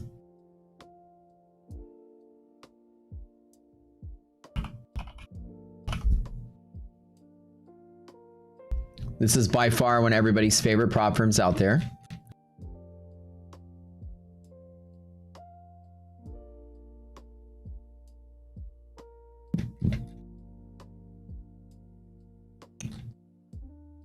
Take Profit on the test side of things. You have unlimited amount of accounts you can get, no daily loss limit, an end of the day drawdown, which is great for the test side. You have a 50% consistency, which makes it a 2-day pass. Once you pass and go to funded, it does become intraday drawdown, but it's very quick to get to profit target. There's no consistency rule and no daily loss limit either, which is great. You like both of those. It's just intraday rule. And the idea there's no DLL is really great. And as soon as you get to your targets, you get daily payouts to take profits. That's what everybody loves about them. Daily payouts. You can get payout every single day. Makes them one of the best, one of the most used codes that we have. Is really good. We'll give away 2 of those 50Ks. So by the way, on this stream, you know, we do more giveaways on the stream than pretty much any trading stream out there. We do more than streams 5 times our size. We do a lot of giveaway accounts. Between this and my funded TV, I give away like 700 and something this last month. So about 200 or so on my stream and about 500 on my funded. It's probably going to be more this month as well as we get bigger. It keeps getting bigger. We're getting bigger every month. So I'm going to spin the wheel for some TBT account action. 2 50K accounts for you guys to check out. And make sure you sub to the channel because we do giveaways every single day on the stream. Not only that, fully transparent live trading. You guys can see it. We're growing so big. We're the 3rd largest male streaming day trading channel for futures on the guy side. We're in top 5 altogether. And we're only getting bigger. David Durazo, 1158. Winner number 1.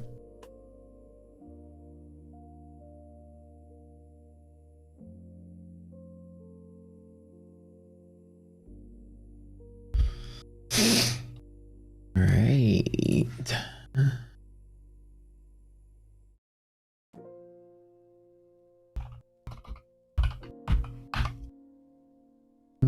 Do.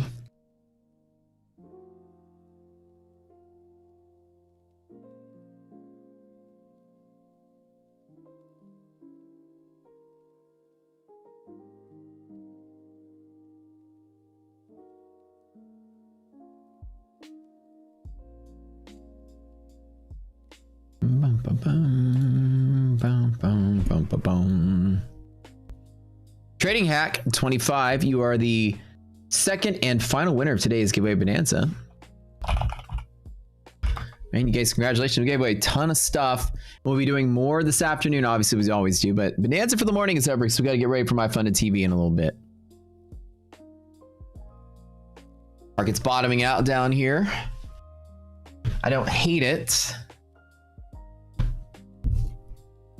Nasdaq is double bottoming today. Trading Hack, type something in chat.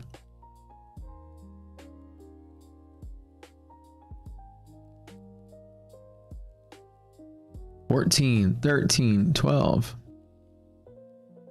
Should have big wheel songs from TPIR for the giveaway.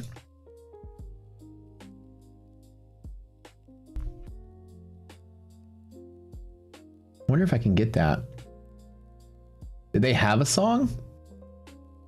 I should have the do do do do do do do do do do like the song. It's been so long since I watched The Price is Right. He don't want it. All right, we'll spin it again. Beep beep beep beep beep beep beep beep beep beep beep beep. Dun dun dun dun dun dun dun dun dun dun dun dun dun dun.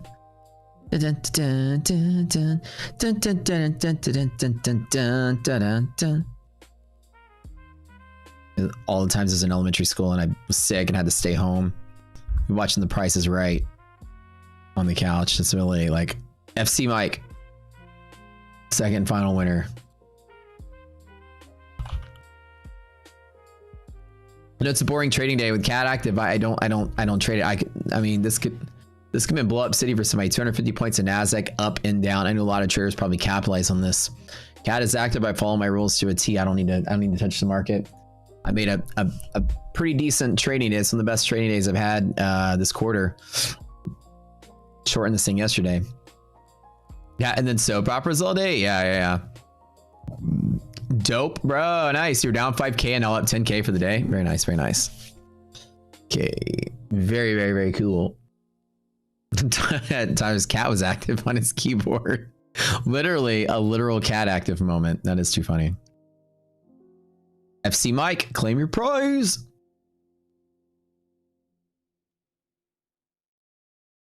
There you go. Gotcha. I see you, man. Good deal. Good deal. All right, y'all. You know the drill. Talk to Slacks and Discord. It'll hook you up.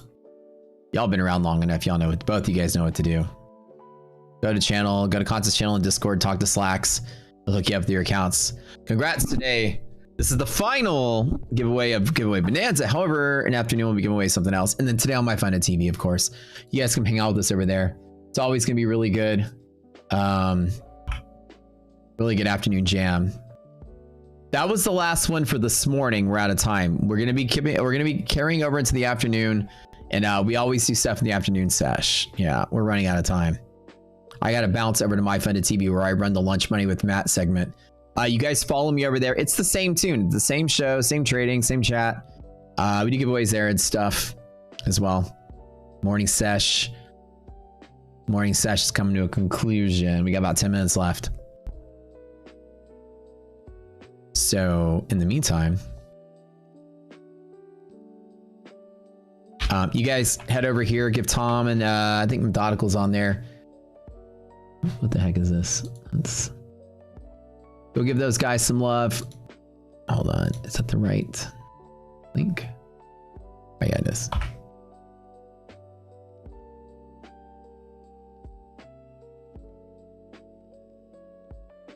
You have no time to watch 30-day lessons. What do you mean 30-day lessons? Are you talking about the boot camp? It begins only 20 days. They are recorded. You can watch them on your own time. I mean, like anytime you learn something, you're always gonna have to commit some time to it. And we make ours 20 days so that it is a total immersion. It doesn't really take 20 days to learn everything, but we expose you to a solid month of it. Such as a total immersion rewires your brain to think more effectively. Any kind of boot camp or training is a total immersion thing. The goal of it is to immerse. And if you don't have time to do it, it's understandable. Not everybody does. But you can watch the videos at your own leisure. And that's why it's only $1 a video. Just decided to be cheap. Any good prop promos? Yeah, so before we go, let me tell you the prop promos we got going on right now. The best one, of course, is the FundedNext 40% off legacy. It's no DLL and uncapped payouts. It's the big one that I call the best prop sale in existence, the big FundedNext one.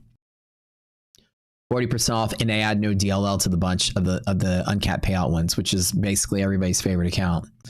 You never see the combination of the two together. That was pretty cool.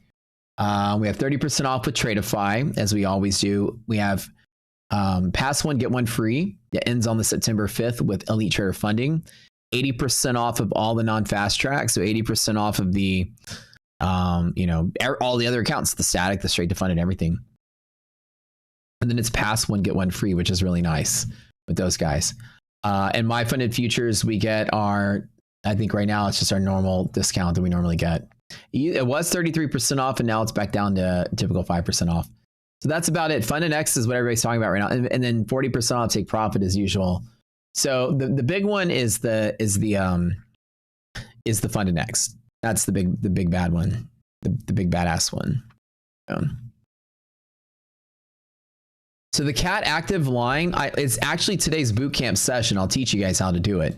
It is something from this table on the platform, and I manually add it. It's just something I manually draw, and I'll talk about it in my Funded TV today. So you guys come over here. I'll give you guys the lesson on how to do it. In the meantime, I got to bounce. I love y'all. Thanks for tuning in to another successful day, another giveaway bonanza, another amazing trading day. I think this was like 17,000 or something, which is really nice. And hopefully we keep going and market keeps selling off. It'd be nice.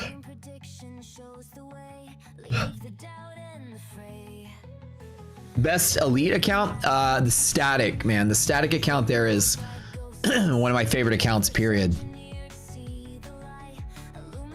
Statics are really easy to pass compared to other types of accounts with drawdowns, trailing drawdowns. At the end of the day, static doesn't move with you. It stays put. Does FundedNext work with TradingView? Yes, it does.